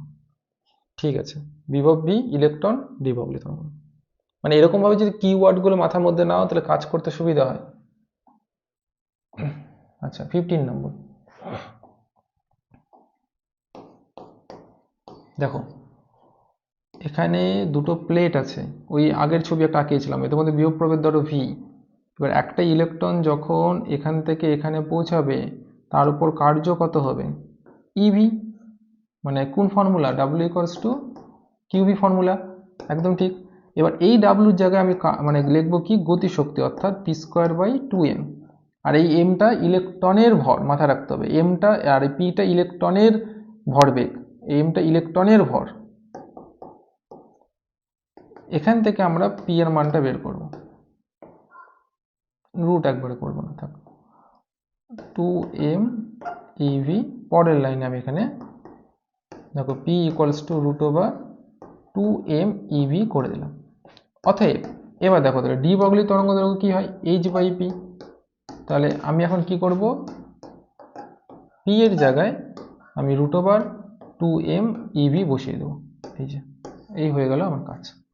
হ্যাঁ এবার এর না একটা ফর্মুলা আছে, কিরকম ফর্মুলা, এইচ এর একটা মান হয় নির্দিষ্ট, প্ল্যাঙ্ক ধ্রুবক মানে 6.625, তো 3 ধরে নাও, 10⁻34 জুল ইন্টু সেকেন্ড। এম হচ্ছে ইলেকট্রনের ভর, সেটা হচ্ছে 9.1 10⁻31 কেজি। ই হচ্ছে আধান, 1.6 10⁻19 কুলম। তো এই সব মানগুলো যদি বসিয়ে দাও তাহলে এই ল্যামডার একটা মানে সহজ ফর্মুলা 12.3 বাই রুট ভি, ঠিক আছে? এবং যেখানে এটা অ্যামস্ট্রং এককে আসবে, একটা সহজ ফর্মুলা হবে, মানে তরঙ্গ দৈর্ঘ্যটা অ্যামস্ট্রং এ ক্যালকুলেশন করা যাবে, এখানে শুধু ভি এর মানটা বসিয়ে দিতে হবে, মানে অঙ্ক করতে হেল্প করবে। তোমার এই কোশ্চেনটার জন্য তুমি এতটা রাখবে, এগুলো এত দরকার নেই, তুমি এতটা রাখবে, এটা অঙ্কের জন্য। ঠিক আছে, চলো পরে কোশ্চেন 16 নম্বর। দাঁড়াও একটু আমাকে দেখি ভিডিওটা অন আছে তো, হ্যাঁ ঠিক আছে। আচ্ছা 16 নম্বর কোশ্চেনটা দেখো, যে ফটো ইলেকট্রন উৎপন্ন হবে কি হবে না তা আলোক উৎসের কম্পাঙ্ক নির্ধারণ করলে প্রাবল্য দ্বারা নির্ধারিত হয় না কেন? এইটা তো অনেকটা কোন কোশ্চেনের মতো, দাঁড়াও আমি তোমাকে বলছি। এই যে 11-র মতো এটা অ্যান্সার আসবে, 16টা 11-র মতো। কারণ ওখানে কি বললাম যে প্রাবল্যের উপর হচ্ছে তোমার নিবিড় বিভবটা নির্ভর করে না, এবং এখানে বলছি ফটো ইলেকট্রন উৎপন্ন হবে কি হবে না। আচ্ছা ছবিতে আমি একটা দেখিয়ে দিচ্ছি ব্যাপারটা, কিন্তু ওখান থেকে অনেকটা আইডিয়া পাবা তোমরা। ঠিক আছে, তো মানে আলোক তড়িৎক্রিয়া ঘটবে কি ঘটবে না সেটা কম্পাঙ্ক নির্ধারণ করলেও প্রাবল্য নির্ধারণ করে না, এরকম কোশ্চেনটা। চলো দেখি, তাহলে এটা গিয়ে হচ্ছে তোমার কত নম্বর হবে? 15 হলো 60।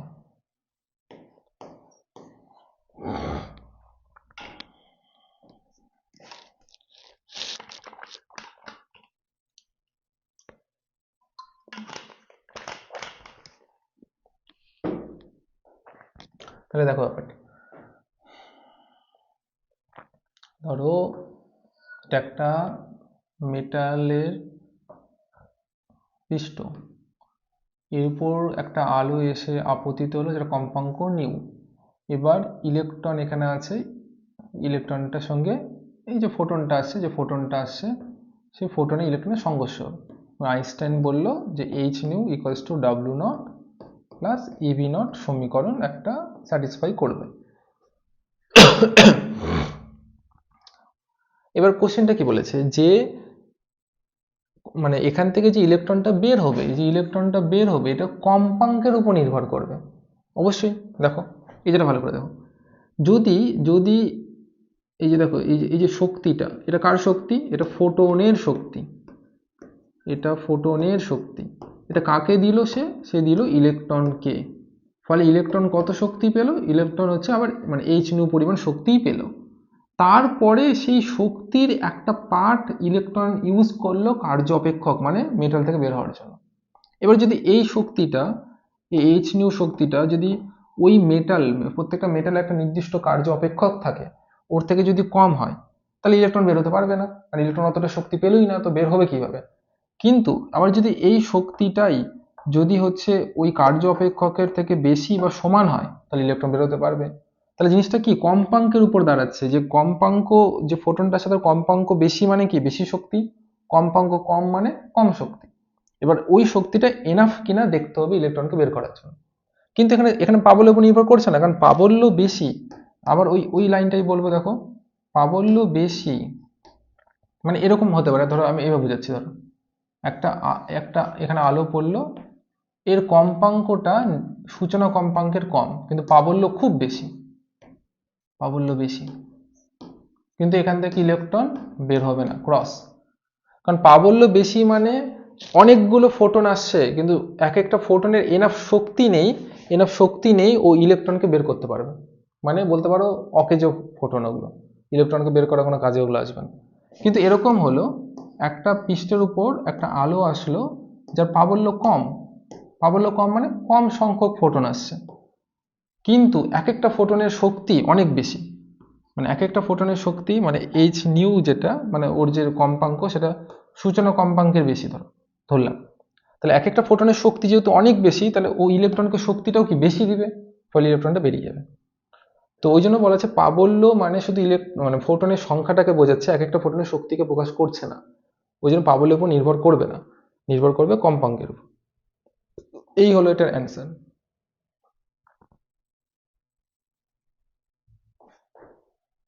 আচ্ছা তারপর চলে আসে হচ্ছে, দেখো প্রত্যেকটা কোশ্চেন তো এখানে দেখতে পাচ্ছ যে মানে ম্যাথমেটিক্যাল ব্যাপার কম, ল্যাঙ্গুয়েজ মানে থিওরি টাইপের বেশি। তো অ্যান্সার তো তুমি বইতে পেয়ে যাবে, কিন্তু সেই অ্যান্সারগুলো আমি বোঝানোর চেষ্টা করছি। সে বই থেকে তুমি অ্যান্সার মুখস্থ করে লিখতে পারবে, কিন্তু ওগুলো বোঝানোর চেষ্টা করছি আমি যে কি হবে। আচ্ছা তারপর হচ্ছে দেখো 17 কি আছে, একটা ড্রয়িং। বিভিন্ন তীব্রতার আপতিত বিকিরণের জন্য সংগ্রহ প্লেট বিভব ও সাপেক্ষে আলোক তড়িৎ প্রবাহ মাত্রার লেখচিত্র। আচ্ছা ঠিক আছে,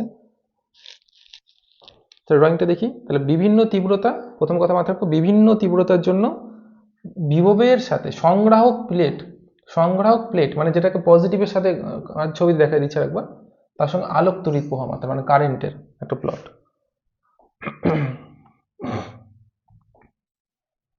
কত ছবি দেখো, এই চ্যাপ্টারতে কিন্তু লেখচিত্র আসার চান্সও অনেক বেশি। আচ্ছা, তাহলে এটা গিয়ে হচ্ছে কত নম্বর কোশ্চেন হবে? 17 নম্বর। 19খানা কোশ্চেন, তাহলে আমরা 17 নম্বর অলরেডি চলে আসছি। এই দেখো, এখানে দুটো প্লেট আঁকিয়েছিলাম, তোমাদের মনে আছে কিনা। এটাকে আমি নেগেটিভের সাথে রাখছিলাম, এটাকে আমি পজিটিভের সাথে রাখছিলাম। এখানে রোদ ছিল, এই জায়গাটাতে হচ্ছে এখানে রোদ ছিল, ভ্যারিয়েবল রিওস্ট্যাটের মতো। এবার এই যে প্লেটটা, এখান থেকে ইলেকট্রন বের হচ্ছিল, এটা হচ্ছে নিঃসারক প্লেট। আর ইলেকট্রনগুলো এখানে পৌঁছালো, যেটা যেটা ব্যাটারির পজিটিভের সাথে যুক্ত, এটা হচ্ছে সংগ্রাহক প্লেট। আর কোশ্চেনটাতে বলেছে না সংগ্রাহক প্লেটের বিভব, মানে এই যে এটার কথা বলেছে। তাহলে প্লটটা কি হবে দেখো, আমি প্লটটাকে আঁকিয়েই নেই, তারপর তোমাদের বুঝাবো। এই জাতীয় নেচার, হ্যাঁ। দেখো এদিকে কি আছে, এদিকে আছে কারেন্ট মানে আলোক তড়িৎ প্রবাহ, এদিকে আছে বিভব।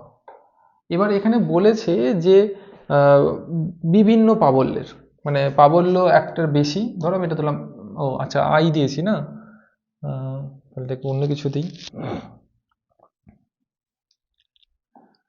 ছোট আই দিচ্ছে, এগুলো এই ছোট আই গুলো হচ্ছে প্রাবল্য। আর আমি বললাম যে আচ্ছা এবারে I2 যেটা, সেটা গ্রেটার দ্যান I1, আর এটা হচ্ছে প্রাবল্যকে নির্দেশ করছে। তাহলে দেখো বিভিন্ন প্রাবল্যের, মানে দুইটা প্রাবল্য নিয়েছি, তাদের একটা প্লট আঁকালাম আলোক তড়িৎ প্রবাহের সাথে বিভবের। কোন বিভব? সংগ্রাহক প্লেটের বিভব। এবার এখানে কি বুঝছো, যে এখানে এখানে এখানে যে আলোটা আসছে এর কম্পাঙ্কটা নির্দিষ্ট রাখা হয়েছে, কম্পাঙ্ক। কম্পাঙ্ক যদি নির্দিষ্ট থাকে তাহলে এই দেখো নিবৃত্তি বিভবটাও নির্দিষ্ট থাকবে, কারণ আমরা কি শিখলাম, কম্পাঙ্কের সাথে নিবৃত্তি বিভবের এটা সম্পর্ক শিখলাম। তো কম্পাঙ্ক নির্দিষ্ট মানে নিবৃত্তি বিভবটাও নির্দিষ্ট আছে। কিন্তু যত এই বিভবটা বাড়ছে, যত এই বিভবটা দেখো এদিকে বাড়ছে, পজিটিভ হলে যে জিরো এখান থেকে পজিটিভ হচ্ছে, তত কারেন্টটাও বাড়ছে। কিন্তু একটা সময় পর কারেন্টটা কি হয়ে যায়, কারেন্টটা দেখো ফিক্সড হয়ে যায়, মানে ফিক্সড মানে একটা স্যাচুরেশনে চলে আসে। কেন এরকম হচ্ছে, তার কারণ আবার ওই ওই ফর্মুলাটা আসবো, এই যে কারেন্ট ইকোয়াস টু কি হয়, কিউ বাই টি, এবং এটাকে কি লেখা যায়, এনই বাই টি, অর্থাৎ ইলেকট্রনের সংখ্যার উপর নির্ভর করবে এই বিভবটা। যে এই বিভবটা পার হওয়ার পর, ঠিক আছে, পার হওয়ার পর এখানে যতগুলো ইলেকট্রন তৈরি হয়, মানে ধরো 100টি ইলেকট্রন যদি তৈরি হচ্ছে, তো 100টি ইলেকট্রনই এখানে গিয়ে পৌঁছাচ্ছে। তো 100টি ইলেকট্রনই যদি ওখানে গিয়ে পৌঁছায়, তাহলে কারেন্টের মানটা কি থাকবে, নির্দিষ্ট থাকবে। কিন্তু এরকম যদি হতো যে তুমি বিভবটা দেখো, এই জায়গাগুলো দেখো, এই যে এই জায়গা এখান থেকে শুরু করে এতটুকু পোর্শন, এই পোর্শনটা লক্ষ্য করো, যে এখানে তুমি বিভবটাকে বৃদ্ধি করছো, এই যে বিভবটাকে বৃদ্ধি করছো, এর সাথে সাথে দেখো ইলেকট্রনের সংখ্যা বাড়তে আছে। মানে প্রথমে প্রথমে ধরো এখানে 10টা ইলেকট্রন গিয়ে পৌঁছাচ্ছিল, তো বিভবটা যখন আরেকটু বাড়িয়ে দিলে, এই যে এখানে নিয়ে আসলে এখানে, তখন দেখা গেলো এখানে 50টি ইলেকট্রন গিয়ে পৌঁছালো। যখন এখানে নিয়ে আসলা এখানে, তখন গিয়ে দেখা গেলো 70টি ইলেকট্রন গিয়ে পৌঁছালো। কিন্তু যখন এই জায়গা করে দিলাম, তখন দেখা গেলো 100টি ইলেকট্রন পৌঁছে, এখানে যখন করলো তখন 100টি ইলেকট্রনই গিয়ে পৌঁছাচ্ছে, এখানে করলে তখন 100টি ইলেকট্রনই গিয়ে পৌঁছাচ্ছে, মানে কারেন্টটা কি হয়ে গেল, নির্দিষ্ট হয়ে গেল। তো এটা হচ্ছে কম্পাঙ্কের সরি পাবল, আলাদা আলাদা পাবলের ক্ষেত্রে প্লটটা, এই প্লটটা আঁকাতে হবে তোমাকে। ঠিক আছে, নেক্সট কোশ্চেন। 18, আলোক তড়িৎ ক্রিয়ার ব্যাখ্যায় আলোর তরঙ্গ তত্ত্বের ব্যর্থতা। আর একটি আছে, ঠিক আছে, ব্যর্থতা না, এটা হচ্ছে কোশ্চেনটাকে দেখো, দাও 1 সেকেন্ড, এই আমার বলছি, হ্যাঁ। আচ্ছা, তাহলে আলোক তড়িৎ ক্রিয়ায় ব্যাখ্যায় আলোর তরঙ্গ তত্ত্বে ব্যর্থতা, এটাও আসতে পারে 2 মার্কসের কোশ্চেন হিসেবে। ওটা আমি আলোচনা করি, দেখো এবার এটা ছবি দিয়ে বোঝাবো ব্যর্থতাটা কি কি আছে। দেখো, এটা হচ্ছে গিয়ে আমাদের হবে 18 নম্বর কোশ্চেন। ব্যর্থতা অনেক কয়েকটা আছে, তো আমি প্রথম যেটা আলোচনা করছি, 1 নম্বর বলে আমি আলোচনা করছি। দেখো, তরঙ্গ মানে আলো, আলোক তড়িৎ ক্রিয়াটা বোঝানোর ক্ষেত্রে প্রথমে আলোকে তরঙ্গ হিসেবে কনসিডার করছিল। তো সেই তরঙ্গ হিসেবে কনসিডার করাটাতে কি ভুল ছিল, মানে কি এক্সপ্লেন করা যাচ্ছিল না। দেখো, প্রথমে এরকম কনসেপ্ট ছিল যে বেশি তীব্র আলো পাঠানো হলো, বেশি তীব্র আলো মানে মানে প্রাবল্য বেশি, তাহলে এখান থেকে যে ইলেকট্রনটা বেরোবে তার গতিশক্তি বেশি হওয়া উচিত, গতিশক্তি বেশি হওয়া উচিত। এটা ছিল হচ্ছে মানে আলোর তরঙ্গ কনসিডার করার একটা মানে ওনাদের কনক্লুশন ছিল এরকম হওয়া উচিত, কিন্তু এরকম কিছু হয় না। আর উল্টা দেখা যায় এরকম যে কম তীব্র আলো, মানে এরকম দেখা গেছে ধরো কম তীব্র আলো কিন্তু যে ইলেকট্রনটা বেরোচ্ছে তার গতিশক্তি বেশি, মানে এটার তুলনায় বেশি, এরকম কেস হয়ে গেছে। তাহলে এটা কেন হচ্ছে সেটা ব্যাখ্যা করতে পারেনি। অবশ্যই ব্যাখ্যা কে করেছিল, পরে আইনস্টাইন ব্যাখ্যা করলো। আইনস্টাইন যে ব্যাখ্যাটা করেছিল ওনার জন্যই তো উনি নোবেল পেয়েছিলেন। তো ব্যাপারটা কি দাঁড়ালো যে বেশি তীব্র আলো জন্য ইলেকট্রন বের হলো, আচ্ছা ঠিক আছে বের হলো, কিন্তু তার গতিশক্তি বেশি হওয়া উচিত, এটা হচ্ছে তরঙ্গ তত্ত্ব বলছে, কিন্তু সেটা বাস্তবে দেখা যায়নি। বাস্তবে দেখা যায় উল্টো, কম তীব্র আলো কিন্তু ওই ইলেকট্রনটা দেখা গেলো গতিশক্তি বেশি। আর হওয়াটাই তো কথা, কারণ ইলেকট্রনের গতিশক্তি বেশি না কম হবে সেটা তো নির্ভর করে কম্পাঙ্কের উপর, মানে ফোটনটা যে কম্পাঙ্ক নিয়ে আসছে তার উপর নির্ভর করে, পাবলের উপর নির্ভর তো করে না। আচ্ছা 2 নম্বর কি বললো, 2 নম্বর ওই সূচনা কম্পাঙ্ক সম্পর্কে কোনো আইডিয়া দেওয়া যাচ্ছিল না তরঙ্গ তত্ত্ব অনুযায়ী, কিন্তু আমি বলছি আইনস্টাইনের বক্তব্য অনুযায়ী নেই। আইনস্টাইন তো সব অ্যান্সার দিয়েই দিল, যে কি বলছে যে একটা মেটালের উপর যদি একটা আলোর কম্পাঙ্ক যদি সূচনা কম্পাঙ্কের কম হয় তাহলে ইলেকট্রন তো বের হবে না, কিন্তু আলোর কম্পাঙ্ক যদি সূচনা কম্পাঙ্কের বেশি হয় তাহলে ইলেকট্রন বের হবে। তাহলে এই ঘটনাটা কেন হচ্ছে সেটা ব্যাখ্যা করা যায়নি, সেটা পরে আইনস্টাইন ব্যাখ্যা দিয়েছিল। আর 3 নম্বর একটা ব্যর্থতা, দেখো 2 মার্কসের কোশ্চেন আসলে 3টা পয়েন্ট কিন্তু লিখে আসবে, অবশ্যই মানে লিখে আসবে এবং ঠিকঠাক করে পয়েন্ট করে সাজিয়ে লিখে আসবে, তাহলে 2তে 2 পাবে। আচ্ছা 3 নম্বর পয়েন্টটা দেখো, 3 নম্বর পয়েন্টে বলা হচ্ছে আলোক তরঙ্গ যখন এসে মেটালের উপর আপতিত হবে তারপর যে ইলেকট্রনটা বের হবে সেই ইলেকট্রনটা বেরোতে কিছুটা সময় দরকার, কারণ আলোটা তরঙ্গ হিসেবে আসাতে ওই শক্তিটা ইলেকট্রনগুলোর মধ্যে মানে পৌঁছে ওই ইলেকট্রনগুলো এক একটা শক্তি গেইন করতে হবে, তো ইলেকট্রনকে তো এখান থেকে বেরোতে হবে, ইলেকট্রনকে এখান থেকে বেরোতে গেলে তাকে কার্য অপেক্ষক পরিমাণ শক্তি লাগবে, তো সেই শক্তিটা গেইন করতে কিছুটা সময় লাগা উচিত, কিন্তু কিন্তু বাস্তবে দেখা গেছে আলো যেই এসে আপতিত হলো ইলেকট্রন বেরিয়ে গেল, মানে তৎক্ষণাৎ ঘটনা, আলো এসে আপতিত হলো ইলেকট্রন বেরিয়ে গেল। তো এটাও এক্সপ্লেন করতে পারেনি, এটাও একটা ব্যর্থতা, কিন্তু এটা এক্সপ্লেন এগুলো সব কিছুর এক্সপ্লেন আইনস্টাইন করে দিয়েছিল। তো এই ব্যর্থতাগুলো আসবে। চলো একটা কোশ্চেন আছে সেটা দেখে নিই। কি আছে যে আপতিত আলোকরশ্মির আপতিত এই বুঝি না এটা মাঝে মধ্যে কি হয়, থাক এটাকে সরাই দিই। আপতিত আলোকরশ্মির তীব্রতা বাড়ালেও আলোক তড়িৎ ক্রিয়ার নিঃসৃত ইলেকট্রনগুলি গতিশক্তি বাড়ে না, এটা তো আজকে আলোচনা হলোই। কেন বলছে দেখো, আলোকরশ্মির তীব্রতা মানে প্রাবল্য, ধরে নাও প্রাবল্য বাড়ালেও, প্রাবল্য বেশি মানে কি ফোটনের সংখ্যা বেশি, তো ফোটনের সংখ্যা বেশি করাতে ইলেকট্রনের গতিশক্তি বাড়বে না, তো ইলেকট্রনের গতিশক্তি নির্ভর করে ফোটনের কম্পাঙ্কের উপর, যদি এক একটা ফোটনের কম্পাঙ্ক বেশি হয় তাহলে ফোটনগুলো বেশি শক্তি নিয়ে আসবে, ফলে ইলেকট্রনের সাথে কলিশন হওয়াতে বেশি শক্তি ইলেকট্রনকে দেবে, ফলে ইলেকট্রন বেশি শক্তি নিয়ে বের হবে।